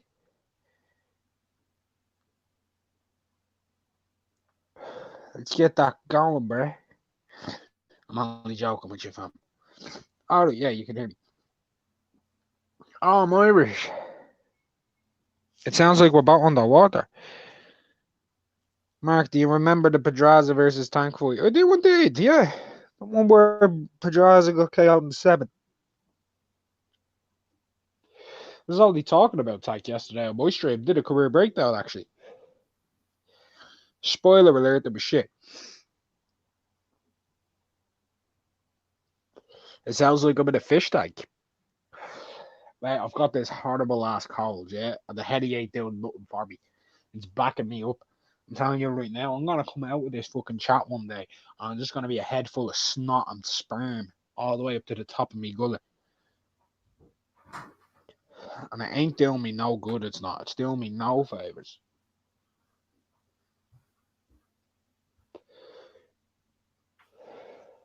We got Del Boy walking around like the Pink Panther in his gaff. Did-do. Yeah, he looked like himself. He just wasn't able to implement his game plan, but he also looked a little bit Draymond, man, though. He couldn't implement his game plan. He was too weary for power. And that's being honest. I don't like Tyson. That's what happened.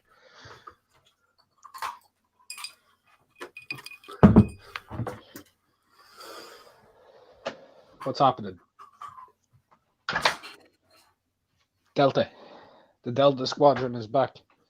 He ain't speaking, though, because he's a saucepot. We're just pure going in on Del when he goes away.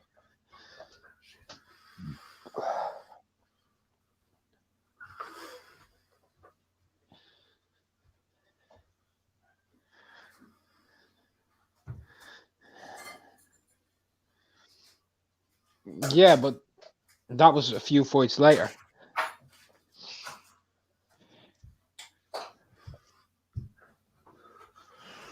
Nephew coming from Belfast next week, so you're helping me tune in, Mark. I ain't from no Belfast. Jesus, Del, what are you doing?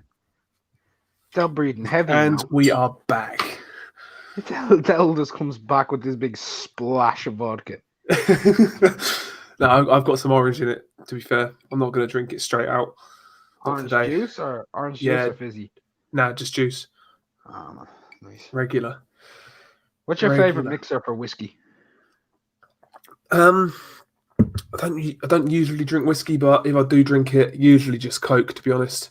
I'll tell you now with me, yeah? I like me whiskey like I like me women. Raw. Man, I got some of that fucking Tennessee Fire Jack Daniels, whatever you call it. That's garbage. I'm gonna try that. I'm not a whiskey dude, so it might be alright for me. Might be alright for you, yeah. I like me whiskey raw, man. Mate, I had a bad experience with whiskey years ago, and I've never been able to drink it since. Like, never. I guess it's like me with cider. I've told you about me and cider. I can't drink it to save me life. Yeah, cider. I don't usually drink it, but it gives you the worst fucking hangovers. Makes you bad as well, like makes you piss drunk. You know what I mean? Absolutely. That's all right. It's the right strength. That's not too bad. I've already fucking finished this Ciroc. Gonna have to go on the old. One of my subs is sending me a bottle of bourbon. Sweet. Yeah, man. From Seattle. Nice. Yeah, man. Very Yeah, kind of him. yeah, man. That is kind. That is very kind. BK, yeah, I like rum. I don't mind rum. I've got a fancy rum though. It's got to be the right. I can't drink rum on my own. Do you know what I mean? In a social fucking setting, I'll drink it, but when I can chill and have a discussion, but I couldn't. I could drink it now, but People who drink rum on their own freak me out. yeah, yeah. I It's can't not. drink that shit on my own. I can, like, whiskey I'll drink on my own, you know? Now, Yeah, cognac I'll drink on my own. But, like, just sitting in a corner of your gaff and your drink of choice is rum. yeah, I'm yeah, telling you man. now, women are the best drinkers because those bitches drink gin. I do like a bit of gin now and again. Yeah, you told me. Can't lie. It's got Strongest. again. It's got to be fucking. I could again. It's got to be. It's hot day, summer, gin and tonic, bit of lemon, beautiful, beautiful. That's beautiful, mate. Yeah. None of that flavoured shit though. None of that flavoured gin. None of that nonsense. Just proper gin, tonic, sorted, mate. A gin and tonic. Yeah. Next, they'll be getting a cosmopolitan and a slippery nipple and a sex on the beach. I guarantee you, Dell's actually pulled up with sex on the beach cocktails at clubs before. I guarantee. Oh yeah, no, it's all been done. Yeah, all been Yeah, done, I've mate. done it. I've done it as well, to be honest. I love an old fat frog every now and again as well. Pina colada. Gotta love a bit of pina colada. Mate, I actually, no joke, I full on got a bucket of pina colada. Right, I'm Fucking hell. talking a 4-liter glass, this big massive 4-liter glass. This was at a novelty bar. Fuck me. And I actually got this for 14 quid. 4 liters of pina colada for 14 quid. That ain't too bad. That ain't too bad at all. Mate, I was buckled halfway through the glass because I wasn't sipping on this joke. I was like, yeah! I was That's the thing. I was pure out because it's just one glass and it doesn't matter the size of the glass. If you have a little roller glass of whiskey, right, it'll take you the same time to drink that as it would a pint. So if you have like a 4-liter glass, it'll take you the same time to drink it because you're like, you don't really think about it and you just do it. Before you know it, you're 4 liters clear of pina colada and you're dead. Yeah. I was just... Mate, you should have seen me. It goes down so easily though. It's like it doesn't even taste like alcohol. That's the thing. Mate. I was literally, right, no joke, I went and I had a curry after this, right? I just went straight out. I'm like, I need food, right? About a half hour later, I come back to the bar. I'm pure twisting around. Like, people are looking at me like mad, man. I'm covered in curry. Like, full curry tray all over me, man. Like, I ate about 2 bites of it, and I'm like, I'm ripping it up raw, right? All of a sudden, I find myself sitting at the back of this club in a corner, right? Just pure shivering. Like, actually, too much, man, too quick. I was done. I was gone. The cat didn't help either at the time, but you know. Well. Fuck, you know. Armando de los Santos, Mark's channel is Unrivaled Boxing Talk and News. Definitely hit him up. Be sub to the big dub. Hit him up, man. I know you're quite recent here as well, Armando. I think you're quite recent. I think I saw your sub pop through the other day. So thank you, man. And yeah, check Mark out. You doing anything for New Year at all? Yeah, we're riding it out strong with a Polish chat. Fair play, man. No, actually, I don't know, to be honest. I think I'm going out with a few of the lads, to be honest. I think that's what's being suggested. A few of us are going to go and get absolutely fucking wrecked up off O'Connell Street now, to be honest with you. Yeah, that's the plan here as well. Just get boozed up, go Deadford, get absolutely wankered. You see, I'm going to Dublin City Centre, mate. Nice. That'd be sick. That's going to be madness. Concerts galore, everything going on, fucking firework display. All the clubs open till 5 o'clock in the morning. Close an hour at 3, but they keep everyone's allowed to stay in. Close barred up 2 hours. Sick. Final drinks $4.50. The boy's going to get locked up that night. Mate, last New Year's was mental. I fucking hell. I'm sure the next day I drove home fucking drunk. I'm sure of it. I know I did. I was fucked. Shouldn't have been driving, but fucking hell. Have you ever done New that? Year's I ever had was the best New Year's I ever had, you know. I'm not In what even joking. sense? It was terrible in terms of I was in Stevenage and there was nothing to do. Absolutely fuck all to do. Couldn't even catch a firework display. And I was with the missus. But I don't know what it was, mate. I think maybe it was because I was drunk, or maybe it's because like she ended up pissing in a field with 2 police officers walking by. I don't even know. But that was just fucking gas to me. I enjoyed it. Yeah, man. See, I always forget you was down here for a while. Yeah. It's crazy, man. Man, Crazy. I went into Old Town Stevenage. Yeah, You know Old Town Stevenage? yeah. Yeah, that's where we were pissing up. See, I've never 2 really been bars. out in Stevenage. Stevenage is crap, mate. Don't. Mate, the worst place was Luton. Fucking hell. I'll tell you right now, man. There's some girls in Luton with nice legs on. Yeah. Yeah, there's hotties everywhere, though. Like, Terrible Bedford's getting faces, but worse. nice legs. Bedford's getting worse around here. Like, fucking so many little wannabe fucking hard nuts want to fight in that. It's fucking. But it's all right though. If you're with numbers, it's all right. But Do you want to take this question here, Del, or will I? My friend drank gin in his cupboard under his stairs. True. Should I be worried? oh dear. Yes, you should be worried. Check his hard drive. Just be worried. Ask him for the shot of his phone. Go through for 2 minutes. If you see Adam Smith in there, run. Yeah, we got Apology Man in the house. Big up Apology. Yo, you know who it is and you know where I am. I do not know who you are and I do not know where you are. But I do know that you are here and I do know you are Apology Man. There we go. Yeah, big up Apology Man. Nailed on nonce, MB. Nailed on nonce. Modern day broadcast. Playing the violin like a fiddle in the tune. Yeah, Apology. What did I just say? I don't even know what I just said myself. Apology 2020. Start making videos, mate. I reckon you need to start putting videos out there. Just Apology with an Ichigo Kurosaki mask telling everybody why boxing is shit. Love it. I'll definitely watch. I can't wait to see Del Boy do the best videos that he could do. What do you mean? Oh yeah, I know what you mean.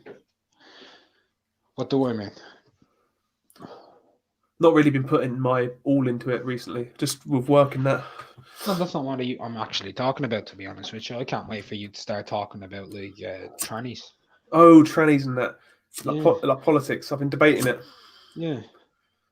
There's a few things I want to talk about, but we'll see. I'll probably get fucking flagged. Like certain things on politics I want to talk about. Women I want to talk about. The first time you tried to talk about politics on here, you fucking brought up pedo fucking island. Yeah, exactly. B space. I'll just have a can of sardines and wank for New Year's Eve. Oh, fuck you now. Ringing it in French. Ringing it in French style, fam. French style, yeah. Jesus. A bit of je ne sais quoi and the old depressionato. Fucking hell. Have you ever stayed in on New Year's? It's the most depressing thing ever. I've done it once and it's depressing as fuck. I've done it a couple of times, unfortunately. Yeah. Like, fucking, yeah, this year's going to be a mad one, though. Fingers crossed. When are you and me going to do a vlog in London of how to pick up women? Yeah, I know, right? That'd be fucking jokes. I'll fucking do it. Yeah, I do plan on actually doing some face cam shit on here eventually. But I ain't got nothing to hide. It's not like I have something to hide. I'm an ugly bastard. Well, I'm not exactly fucking Brad Pitt. No. Look, what would you rather? What would you rather? Look like you or look like Adam Kovnatski and Tyson Fury combined? Take it, choice. Yeah, that's true, but I look like an Irish Johnny boy with Down syndrome. Oh, it's full on, you know, man. I don't even care, to be honest. If people want to slag me and call me like whatever name, they can, you know what I mean? It is what it is, isn't it? I fucking played them. It is what it is. At the end of the day, nobody gonna say it to me face. Oh man, my traveller's coming through, my voice is gone. There we go, the coke's catching up. Sound like Big John Fury. The coke's catching up. I'm telling you now, our boy Tyson had nobody going for him. Nobody was believing in him. Just a man behind the curtain and the Wizard of Oz. Toto. Fucking hell. It's the best impression you'll ever get. Jesus Christ, that's See nailed you, on. you big dosser. Fuck me. Sound like a pirate having a crap. BK saying, no way, he's not looking at his hard drive. He loves Thailand. Can't look. Fucking hell. Yeah, nailed on sex offender. Thailand, you know. Oh, fuck. My mate's on about Thailand. He's fucking fixated on going to Thailand. I'm like, why? Why? Is there something you're not telling me? You fucking creep. Can I say something though? Yeah, go for it. He says a pussy is a pussy and a dick has no eye. That's not true. It does. It has a Jap's eye. Yeah. In Dublin, that's what we could. Do you call it that? Do you call that in England? Your little piss hole, your little Jap's eye, yeah? Yeah. Yeah, that's what we call it here, the Jap's eye. So racist, isn't it? See, I've got to play on that. Just call it a chap's eye. So you kind of say it without saying it. You can offend people. No, I said chap's eye. What are you talking about? You fucking cunt. I just took a swig when you said that, and I was holding that in at the back of my throat like some sort of slut off the over. Oh, Christ. Stephen Lawler. He's saying he looks like an obese Baturbiev with Down syndrome. Fuck me. Fuck. I'm telling you now, mate. Listen, if Adam Kovnatsky, a Tyson Fury with Down syndrome here, Marco boy, right, is able to get pussy, an obese Down syndrome Baturbiev can get pussy. All you need to do is know one thing in life. The key to getting pussy, I'm going to give it to everybody, and Del will back me up on this. It doesn't come down to you, how good you look, how smart you are. It doesn't come down to anything other than how much pure bollocks you can talk to girls that you know have absolute pure borderline issues. 100%. You've got to be cerebral with it. You need to be able to pick out the ones that have that look about them, that vibe. They could be easy pickings. Like in the wild, you've got a fucking animal, right? The animal is not going to try and attack another really, really fit animal if it can help it. It's going to go for the one with a dodgy leg that can't get away. Do you know what I mean? It's like survival of the fittest. You need to target the weak, and that's the best way about it, as far as I'm concerned. Push come to shove, there's always a chick with borderline diabetes looking for a bit of chocolate cake and a dick. Jesus Christ! Last New Year's, actually, I had a big regret. I could have fucking nailed some chick and I fucked it up. She was banging as well. Completely fucked it. But ringing the New Year's, ringing her in. Exactly, man. I was only interested in pussy and views. Yeah, look like her in hearts. Exactly, pussy man. And views, pussy and views. I don't know which one I prefer or which one I choose, but I like pussy and Jews, not money like the Jews. Yeah, it's beautiful. Yes. Mate, I've been making a banger tunes lately, haven't I? You have to fucking release a mixtape, innit? Debut album. The debut album, The Birth of Migs. Call me Mig Hucknall. Mig Hucknall, fuck me. Jesus Christ. I'm telling you, man, this comes off the top of the dome. There you go. It's like the boxing knowledge, you know? Fucking hell. What you smoking? Banana Kush. There you go. I've run out pretty much, but well, nearly. Sounds like shit up. What blend, mate? Yeah, what blend? The Banana Kush. B space, yeah. You've got to challenge yourself. Dare to be great. Exactly. You can't be. In all seriousness, you can't be scared of fucking getting rejected. Happens to everybody. And if they say it doesn't, they're lying. Straight up, they're just lying. Full on, mate. Swear down, I got a fridge full of meat for the new year. That's my New Year's resolution. I'm going carnivore, mate. Nah, nice. I'm going to drop 50, 60 pounds. and by Christmas next year, I'm gonna be looking like Tyson Fury mixed with Kavnatsky and Delboy. Exactly, man. Yeah, man. But yeah, B-Space, dare to be great, 100%. You don't get anywhere by standing in the fucking corner in a club doing nothing. It won't work. It Just won't. standing in a club doing nothing. It ain't gonna work, is it? Do you know who Yeah, pulls the? Do you know who pulls the most chicks? The lad who dances the most. yeah, 100%. Fact. Even if you can't dance well, as The well. lad who puts himself out there the most, because women like confidence. Yeah, I can't dance at all. And when I first went clubbing, the mistake I made was not dancing. I'm gonna tell you right now. Me and Del have the exact same dance moves, and I'm gonna name them all off right now. Have you ever baked a pizza, Del? Yep. Making a pizza? Yeah. Yeah. Ever sweeping the floors, stacking the shelves? Huh? Exactly. Yeah, all of it. Climbing the staircase? Yeah. Doing a bit of Mhm. the robot? Yeah. All the dad dance moves. You'll have a lot of girls who are like, "What's he doing?" And then you'll have a lot of girls like doing, "He's a laugh." Yeah, and also Fine. like, no matter what the song, if there's a certain song playing, and I always try and dance to the lyrics. So like, a lyric says something, I'll try and act it in my dance. Do you know Oh what I yeah, mean? mate. I know what you mean. Like, I did it once, but it went bad because "Hit Me Baby One More Time" came on. So like, I pretended to hit myself, and then I made the noise for like a baby and a carriage and everything. You know what I mean? And then the next time, instead, I was like, my loneliness, and I was sitting and I sat down in the corner shaking, is killing me, and I pretended to stab myself. Then instead of saying hand eye, I put up my hand for like hand eye coordination. Christ, fucking Oh hell. man, That's what I like sorry. to do. That's my thing. I just dance to the lyrics and try and make it up as I go along. That's what I do usually. But yeah, man, there's no good standing there looking like a spare prick at a fucking wedding. You got to put yourself out there, ain't you? You know? Well, even me, we all have this one mate, right? Every week on Facebook, I'm never going out again. Every week. Hmm. Every week, Del, true or false, you've got a True. mate on Facebook saying, "I'm never going out again." And it's the same mate who puts up these same statuses. All these girls say they're looking for a nice guy. Do you know what I mean? It's always the same little fucking idiot. You know what I Yeah. mean? Absolute idiot. Like, and I've tried telling them, "Yeah, mate, I've gone out clubbing with you. All you do is stand around with the boys and you drink a little bit. And a couple of us go off and you wonder how we're pulling because we're out there with the fucking chicks. They Yeah. ain't coming out with you. Get into the middle of the fucking dance floor, go mad. I don't fucking care if you buckle your knee 16 times. Just do it. You Exactly. didn't Like, listen to me for the longest time. Did it once. Had a I, threesome. see, I've got a friend who's exactly the same. Like, he won't put himself out there, but at the same time, he fucking says, "Oh, why don't I pull? Why don't I get laid?"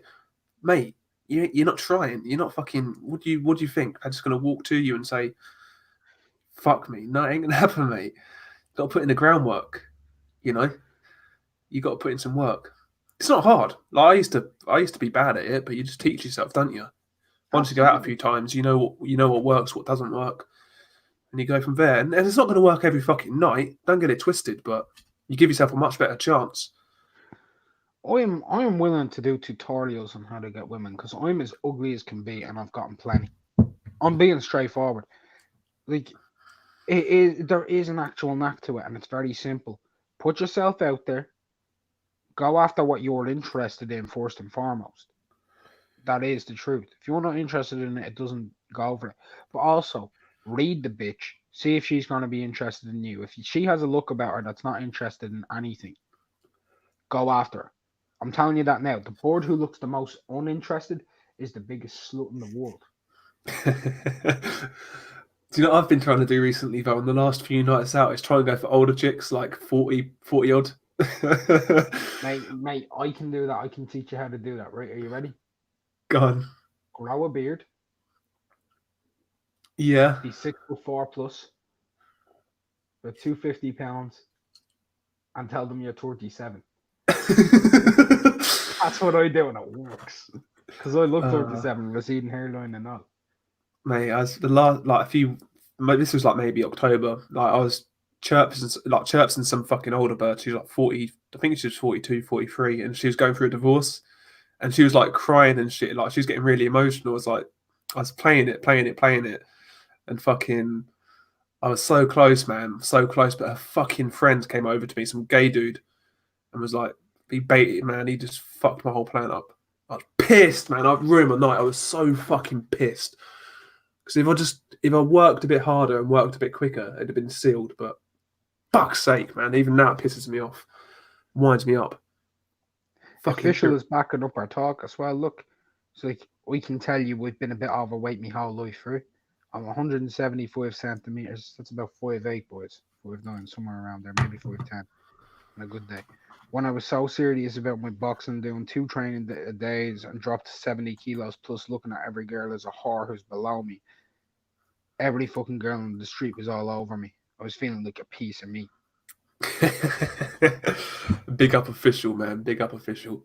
And he believes it was his behaviour that was helping him more than his looks. Yeah, 100%. Listen, man. I'm a passport. Yeah, as long as you don't look like... Listen, as long as you don't look like the fucking elephant man, you'll do all right. Do you know what I mean? Even if you look like the elephant man, you can still do it. Trust me, I know. But fucking hell. Yeah, there's no art to it, is there? Not really. Well, there is. But... There is an actual art to it.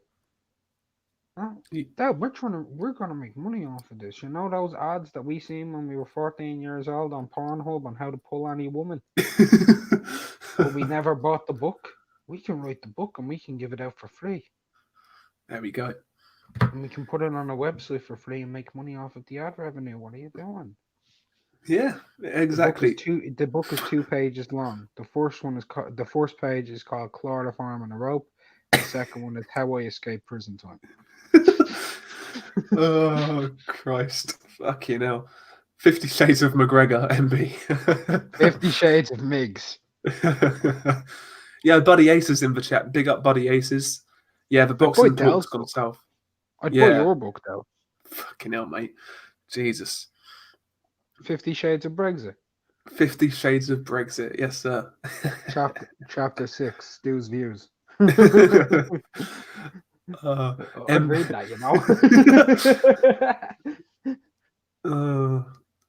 Yeah, fucking hell. El Guro, yeah, BDA live in 10 minutes. Yeah, we'll switch off about 12. But yeah, it's been a good one, actually. I've enjoyed it tonight. To be honest, I've enjoyed it. Just shooting the shit, talking absolute nonsense. Can't be boxing all the time. Buddy Aces is a king. Look at that comment. If you want to get laid as much as possible, you'll have to wash your prick like you wash your hands. Christ. Sell coke. Yeah. There's a lot of fucking cokehead chicks about these days. A lot. Too many. Like, I know, mate, I've known a few. And all of them are quality ahead because they're backed up and they're used to not being able to breathe. Exactly, man. I've known a few, mate. Like fucking, especially back in the day, like so many. It's madness. It's surprising the type as well. Like, I'm not talking about like some slut on, like some little chav cunt.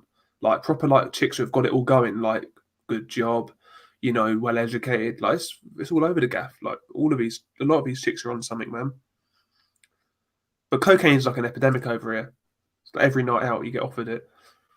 Must be the same over there, I guess. But madness. So I've never even tried cocaine.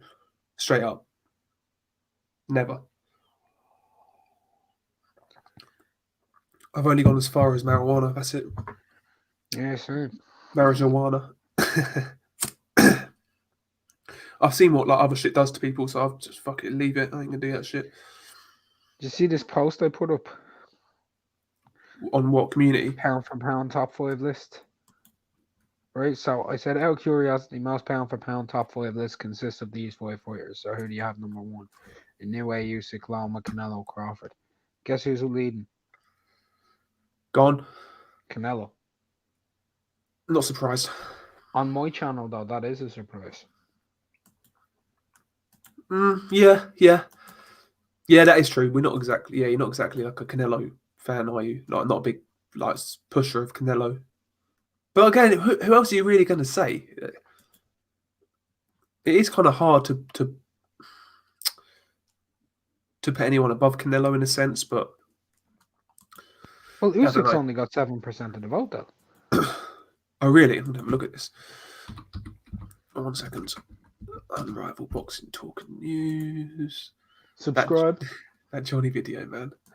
Yeah, smash the sub button. Yeah, I'll see it. I'm going to click Lomachenko just because. There you go. Lomachenko's second, 31. Yeah. I'm surprised at that, actually. I am surprised. And it's not like it's a small amount of votes. We're nearly at 200. Yeah, I'm surprised by that. I really am. Wait till you see my British Fighter of the Decade poll, mate. Yeah, that'd be fucking. I wouldn't even know who to put on that, to be honest. Have a look. Unrivaled boxing talk. I know who's going to be top. I reckon Joshua. Mm-hmm. Joshua, Cole Froch, Cole Frampton, Tyson Fury, Amir Khan. I'm going to say Cole Froch just because, yeah, Joshua's well ahead. Well ahead. Well, Froch only fought 4 years of the decade, didn't he? Yeah, exactly. Oh. Frampton 1%. Fucking hell. Tyson Fury. Yeah, that looks about right to me. I'm not surprised. Fighter of the decade, Manny Pacquiao. I'm gonna do my votes now. Fuck it. 1 second.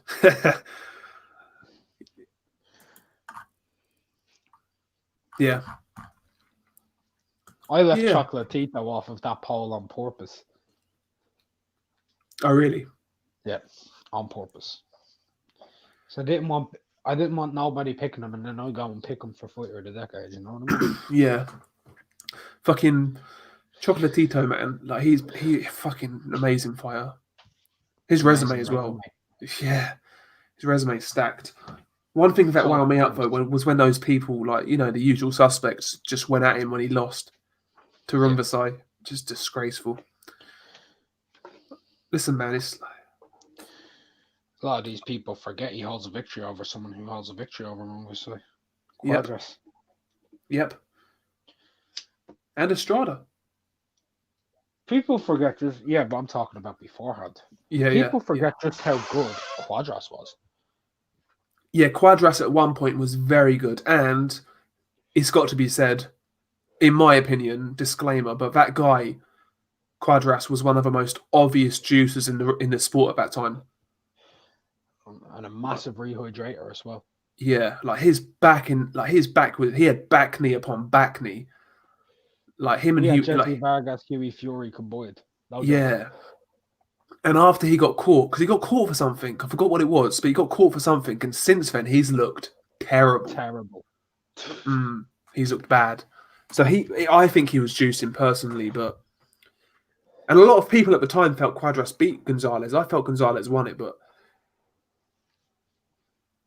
because I remember the controversy in that fight. Well, look at Gonzalez's face. He got beat up. He won. He lost the fight. You don't fucking score fights on facial damage, you muppets. Like, Jesus Christ. Fucking crazy, man. Who is your fighter of the decade? Pacquiao. I'm going to give it to Pacquiao. Fair enough. I mean, between him, Chocolatito, Canelo, and Floyd, isn't it? Yeah, pretty much. Floyd fought half the decade, but he has the best wins. You got to chuck Canelo in there just because, I guess, but I'm going to go Pacquiao. Yeah. Pacquiao started the decade out, finished it off strong, had a few copulous defeats. Chocolatito, I think he's the most solid all across the board in every category. Yeah, his career, man, was sick to follow. Like, look at the wins, man. Like you say, Yugashi, Estrada, Quadras. He beat some good guys, man. And in that decade, he was actually a 4-weight world champion. Canelo, Floyd, Pac, and Floyd too. Yeah, I think Gonzalez kind of. It's weird, man, because HBO, they tried to push him, obviously, and a lot of people, a lot of ignorant people kind of felt he was getting pushed undeservingly, but he deserved that push, man. He really did. If anybody deserved it, it was him at that time. But, you know, the issue is he got pushed too late, you know? Yeah. 100%. If they had been pushing him for 7 fights prior, people would have understood. Yeah. But, mate, I saw people call the guy a hype job. No. What hype? Exactly. No, I mean, fucking. I don't know. I don't know. Boxing fans are funny, but it's just we don't deserve fighters like Gonzalez. Honestly, like he's been a soldier, and he'll win a world title again. He'll win another world title. I think a lot of people underrate Chocolatito just because they don't know the opponents he fought and who they were at the time and how good they were at the time. Yeah, The guys who were making 9 and 10 defenses, 2 weights, 3 weight world champions, guys who entered pound for pound lists in and out, number 10, 9, 8, 7, 6. Like, I mean, multiple weight world champion himself, 13 and 2 in title fights. Fought against 11 former, current, or future world champions. 3 different guys who were in the pound for pound list. I mean, that alone kind of sums it up, and that is on stats the best resume. On stats from the decade. 100%. 22 and 2 for the decade. Like even guys like Yageshi, great fighter, man. Look at what he did the other day against McFlane. Way past his best and still gave that guy hell. That was a sick fight, by the way. I watched it. Very good fight. Yeah, low key fight of the year. Yeah, really good. Beat Valoria as well. I think, he beat Valoria, didn't he? Yeah, he did. He did, yeah. Valoria was a good name. Even Edgar Sosa. I know Edgar Sosa was past it, but Edgar Sosa, man, he was a very good fighter. He was a good fighter. So he's got the names. Like he's beat a lot of guys. He's had multiple world title defenses, multiple weight classes. Man, he earned his stripes. Because he started at, I think it was minimum weight, I want to say. Chocolatito. I think it was minimum weight. And you know, whenever you're in doubt about anything, always Boxer. remember, yeah. Go on. I'm gonna box. Yeah, I box ripped it. Yeah, minimum weight. Yeah, 2000 and. Stay within the family. I hope how he laughs at himself. He's just there with a piece of paper on fire. Like, he's like, what am I doing? Yeah, he won his first world title in 08. Gonzalez. Fucking hell. Jesus Christ. What a great fighter. Great fighter. Nordic Warrior, Robert Hellenius, fighter of the decade every decade. Fighter of the year every year. Big up Hellenius. Big up Robert Hellenius. Look, I'm bound to get crap for my Chocolatito choice, which is fine, yeah? But I want to say this. If no one else is going to give him the credit, I am. Yeah. 100%. And I mean, I don't think there's a wrong answer if you pick him or Pacquiao. I don't think there is. Nah, exactly, man. Fucking. He's in the conversation. Just like my guy Johnny once said. Johnny once said. Within the family. Stay within the family, boys. Man. Also, real fast. These people are talking too. These people are cursing too much for me. I need to get back to my lawyer desk and attend things. His white guy voice is hilarious, isn't it? Oh, fucking hell. Yeah, do you reckon Chocolatito is going to win a world title next year? Yes. I think he will. Yeah, so do I. If he gets the fight. If he fights you, Depends who he gets. He's going to be a world champion if he fights you, fight, no doubt. I don't know if it's Estrada. I'm not sure. And I'm not sure if he fights Ioka, if he beats either of them. I'm not sure. But I want to see him versus Kazuto Ioka because I think that's a war. I'd still like to see Nietes versus Gonzalez. I'd like to see Nietes versus Ioka rematch. Yes, mate. I'm telling you, I'm not. I felt he lost that fight personally, but Nietes, he's not fought since then, has he? No, he hasn't. Man, at 37. Yeah, on now, Donny. Yeah, he's a very good fighter. Yeah, awkward as fuck. So technical. Yeah, very good timing. He's been a world champion for a minute as well. Yeah, it's a shame, man. These guys never got their push. like since now HBO have gone, like these guys are not really getting that shine again. Have you noticed that? Like they put on the Superfly, like since well, actually no, that's a lie. No, these guys are still getting good shine, like Strada on the Zone, Rung of the Sky on the Zone. Yeah, but I loved those Superfly cards from HBO. They were sick. I want a Superfly tournament. Yeah, bro. Imagine that. Fucking hell, Estrada, Rungvisai, Ioka, Gonzalez, Yafai. And Is Nietes Cajas. in that Superfly? Yeah, he is. Yeah, That was Nietes. his last fight anyway, was Superfly. So just imagine, yeah? A Superfly, right? Nietes, Ioka, Ancajas, Yafoi, Estrada, Rungvisai, Gonzalez, and one more fighter. Anybody. Um, Israel Gonzalez. Israel Gonzalez. There you go. Yeah, yeah. That's good. That's a very good tournament. Do you know much about this Javier Cinchon dude who's Ioka's fighting next? Javier Cinturon. Yeah, Yeah, I know a little bit about him. I didn't he fight Ito? yeah. Yeah, he got a decent victory over Koki Ito. The first one was weird, but the second one, no, he got that victory. UD, he can box. He can box. I remember when he fought against what's his face, Solano, I believe is his name. Solano's not too bad either. He's a decent fighter. He's got an alright style about him. Not a lot of power, but he's decently tall with an alright reach. He's decent off of the back foot, but Ioka's style will eat him. Yeah, that pressure in it. That pressure. I mean, he's a bit taller than Ioka, and I think he has a 2-3 inch reach advantage. I think he's got 68, 69 inch reach. I know it's not on BoxRec, but I think I read it somewhere. And I know that Ioka, he's like 65, 66 and a, 65 and a half, 66 and a half, one or the other in reach. Should be a good fight. Ioka's obviously a few years older. But Ioka, the way he leads off of his lead foot, the way he distributes his weight, the way he likes to go to the body and circle up high, able to get in and out of pocket very quickly. He's a lot faster than Cintron. Cintron's going to have to rely on back foot boxing in this fight, and I think Ioka takes him. Yeah, it's a good one. I'll probably watch it. Well, I'll watch it the next day, but be interesting. I like those Japanese cards on New Year. They always turn out to be good every single time. Oh, absolutely. Absolutely. I mean, I remember 2016 Japanese New Year, Ioka fought Keinsa, didn't he? Yeah. Like, Yathana Keinsa, Jonathan Guzman fought against the Goonie. Marley fought against Fuentes.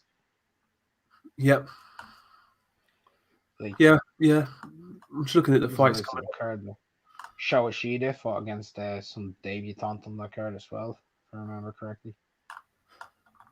Yeah, man. Yeah, I like those. Shout outs to my boy, by the way. Shout outs to my boy Israel Gonzalez getting a victory over Shawashida. 1 second. Yeah, that's a good win, you know. Because Ashida's not bad. He deserves that win as well. He got fucking jobbed against Yafai. Disgraceful. Absolutely disgraceful. But yeah, he's got his win, man. So we'll see what he does next. Hopefully he gets a title shot. Or like an eliminator or something. Something decent. Nordic Warrior, he forgot Paul Smith has to be fighter of the decade. Yeah. Fucking hell. Paul World level Smith. Yeah, for his fights against autism. I think he lost that fight, by the way. I remember the way, like he was talking about autism and like being for it and everything, and he said nobody's joining me in my fight against autism. Isn't that the most autistic thing to say? If you're for it, why are you fighting against it? Yeah. But nah, yeah, like you I say, love these porn stars on Twitter, man. Okay, enough is enough. I need a cock in my mouth. What? Jesus Christ. Bottoms up, baby. Yeah, shout out to Naoto in the chat as well. Yeah, Izzy Gonzalez, he's going to get another title shot, hell or high water. Yeah, hopefully he does. Like he got really fucked, man, against Yafai. It's disgraceful. Disgraceful. Brushed under the carpet though. Nobody really made a fuss about that. You know, nobody made a fuss at all. It's a shame. I'd like to see I'd like to see Gonzalez in with anybody next, to be honest. Anybody half decent. He'll make for a good fight, whoever he fights. Oh, fucking hell, I'm looking at the fights. Like, the first major weekend of fights is January 11th. Can I give a big shout out to my brother Nauda? Yeah. Nauda TV. Big ups to Nauda. Shout out to Izzy Gonzalez. He's gonna get another shot by hell or high water. Yeah. Damn right, Nauda. He's a good fighter. The dawn, man. Nauda knows the lower weights like the inside of his fucking arsehole. I'm telling you. Ask him what he thinks of Evie or Centron. He knows more about him than I do, though. Yeah, I need to watch some of Cintron. I don't think I've seen him fight. Now, the thoughts on Cintron?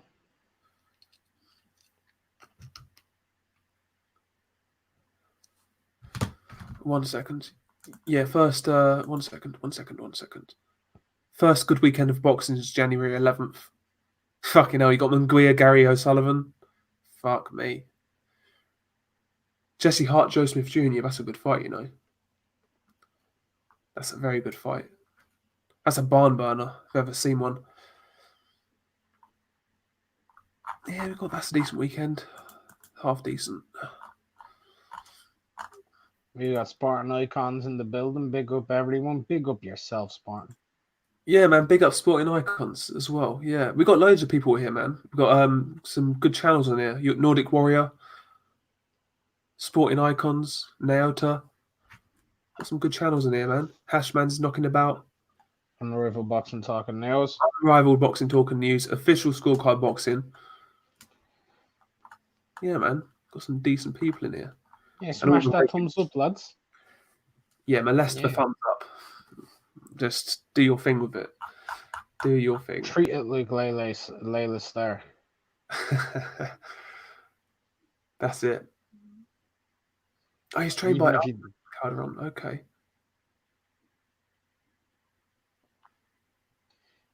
Okay. Del boy. Del boy. See, I'm sold on that fight now. I'm kind of sold on it. I'm off with you. Javier Cintron versus Ioka. Naota's just put a little description down. There you go. There we go, yeah. I never knew he was trained by Ivan. Never knew that. I didn't know that either.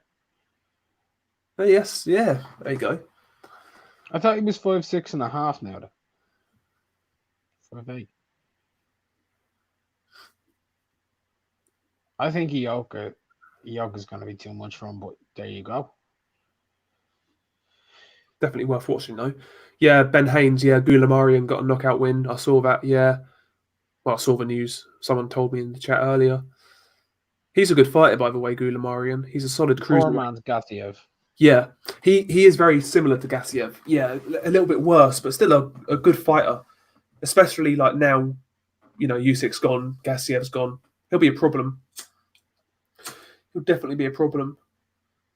And speaking of cruiserweights, Denis Lebedev lost the other day. See that? He lost to Mashunu. So? Lebedev's shot.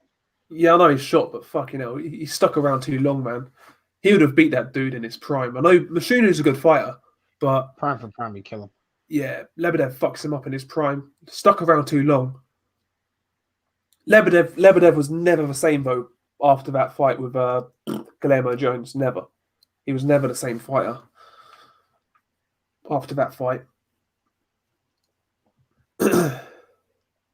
Never the same. That was low-key my fight of the decade, I think. I know you mentioned fight of the decade before. That's my fight of the decade. Jones, Lebedev. I'm going to watch it now. It's a beautiful fight. Brutal as fuck, but very good fight, man. Yeah. Guillermo Jones versus Denis Lebedev. I'll watch it. Fucking, I remember when Lebedev came over and knocked out Enzo. Fucking hell. Jesus. I felt Lebedev beat Marco Hook as well back in the day. That's a good fight. Even before the Usyk era, cruiserweight was fucking stacked. Very good division. Like before Usyk, you had Hook, Lebedev, Juan Pablo Hernandez. It's good division. I'm gonna watch that EJ has it on his channel, man. I'm gonna watch EJ commentating on that fight. Why not? Yeah, I heard about Asli Raja. No press tour for Wilder Fury 2, yeah.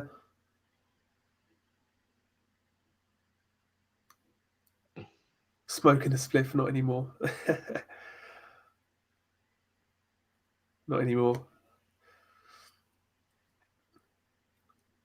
Yeah, Ben, I agree. Lebedev, yeah, he should have retired. He did retire, I think, and he came back, or he was gonna retire and he came back, something like that. Yeah, Nordic. Prime Lebedev was very good, very aggressive, but underrated boxer. He was kind of awkward. Lebedev. Like I said, I felt Lebedev beat Marco Hook. I felt he beat him. To be honest, I liked Marco Hook as well. Marco Hook though was always hot and cold. You know, sometimes he'll blow a guy out. For next, he would really struggle and get a dodgy decision. Like the Arslan fight when Hook fought Arslan the first time, he clearly lost. In the rematch, he blew him out. But yeah, cruiserweight back then was very good. Haha, spotting icons. It's past midnight. I'm stuffing my face with Ferrero Rocher, and I'm listening to Del Goodnight. Yes, sir. Yeah, I love Ferrero Rocher. Posh fucks. No, that is very nice. It's Freddo or nothing. Come on, man. Freddos are banging.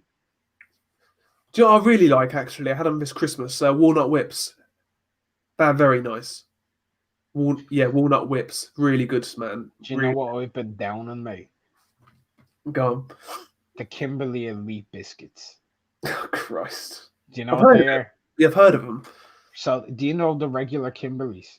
Yeah. Right, them coated in chocolate. Does sound good, actually. And in the center of the Kimberly, there's a little bit of marshmallow, man. Yeah. Down in them, mate. 6, 7 at a time. Like, I had 4 tins of those yolks. I've got 10 left. 1 tin left. Copend is saying Ferrero Rocher could be TBE along with 12R. Ferrero Rocher. Gold, mate. Whisper Gold, mate. Yeah, Whisper Gold is nice. Since Whisper Golds have come out, man, your boy's gotten addicted to chocolate again. Mate, this Christmas I've eaten a lot. I've been eating a lot of fucking shortbread as well. I like shortbread. I can't stand shortbread, you know. I'm a big fan. I like a cup of tea, bit of shortbread. Beautiful.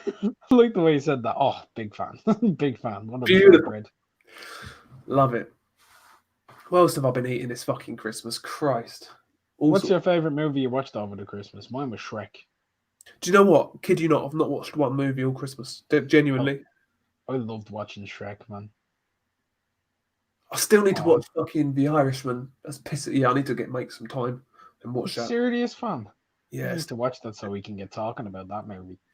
Yeah. Yo, round one, Lebedev Jones. Fucking mad. It's crazy, isn't it? Forgot how good this fight is, man. Yeah, sick fight.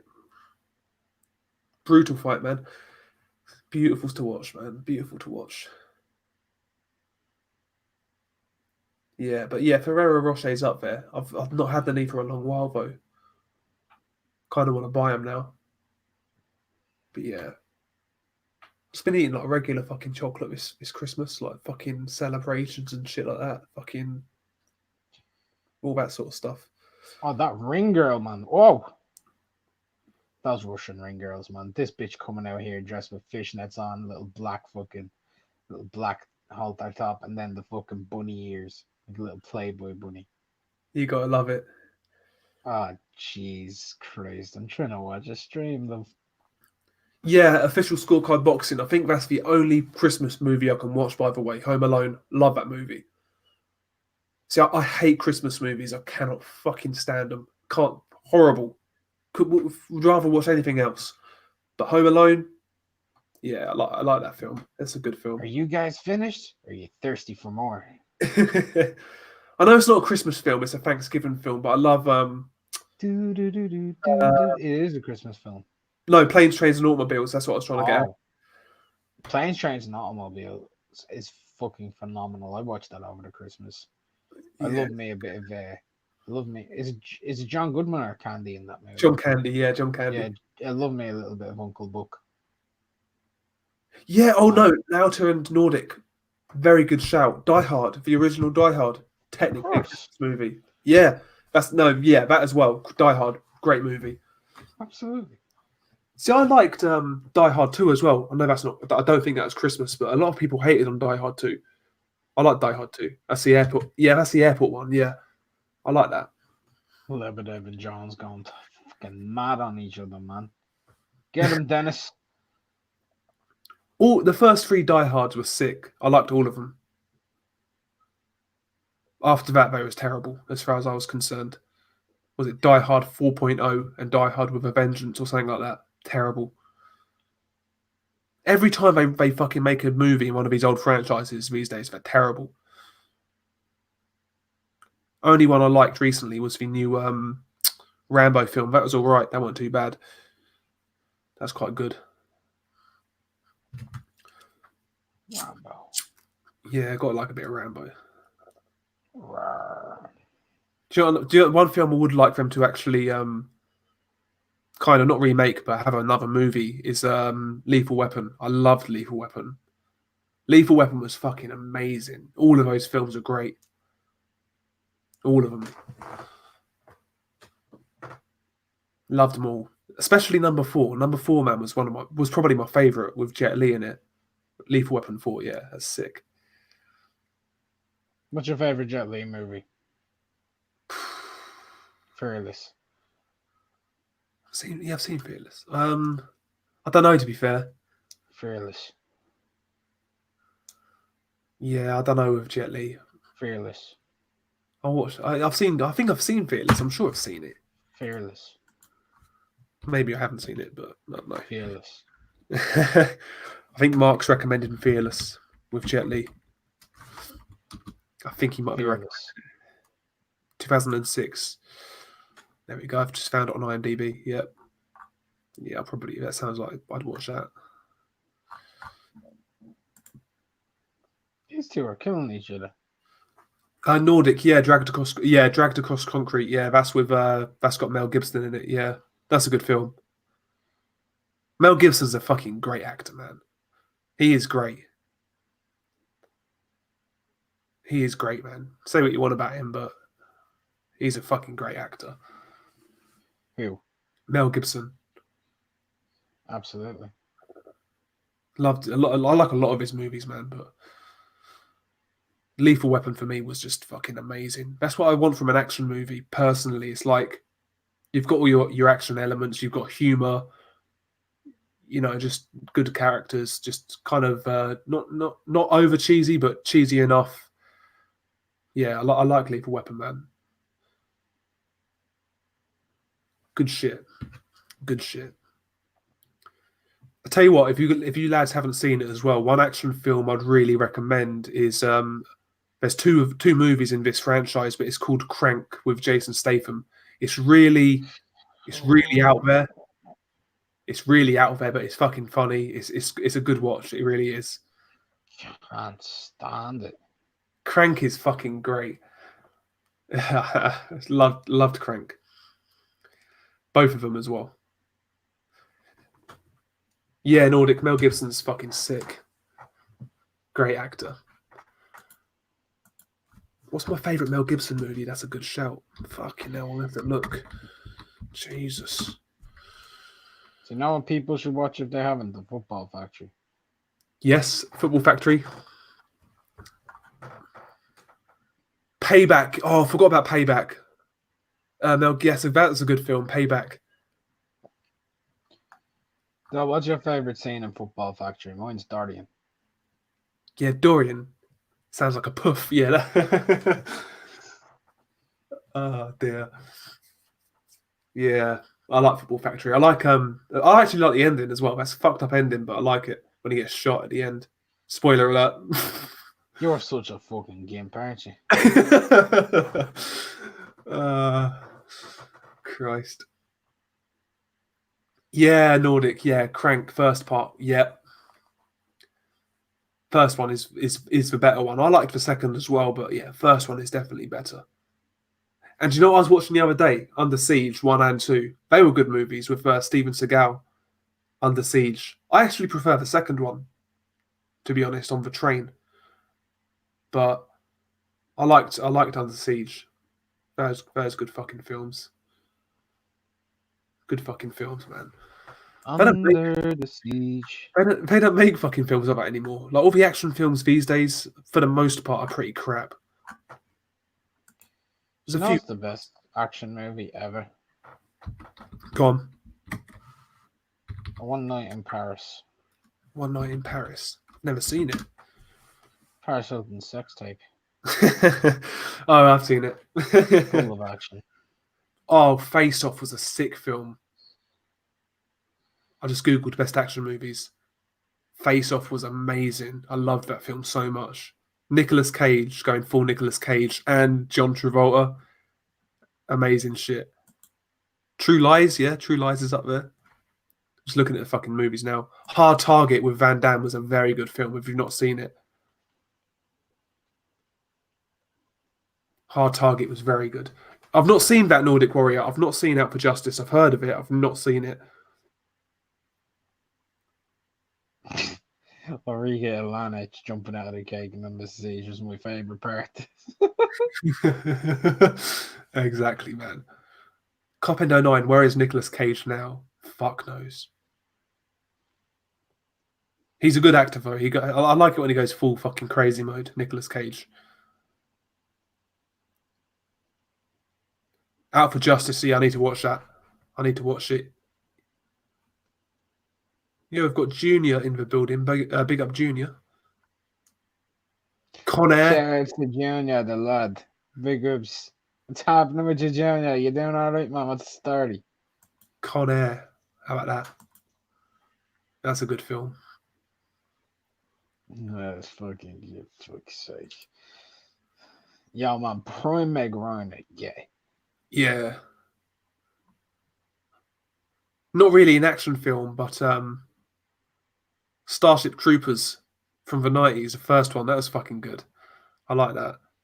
That's good shit, man.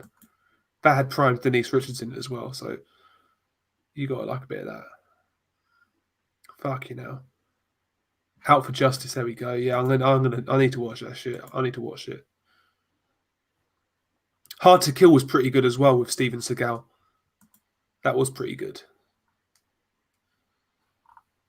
Yeah, there's loads of good action movies out there, man. They just don't seem to capture it these days like how they used to back in the day. Don't seem to be as good, man. Sporting icons, what's better, Casino or Goodfellas?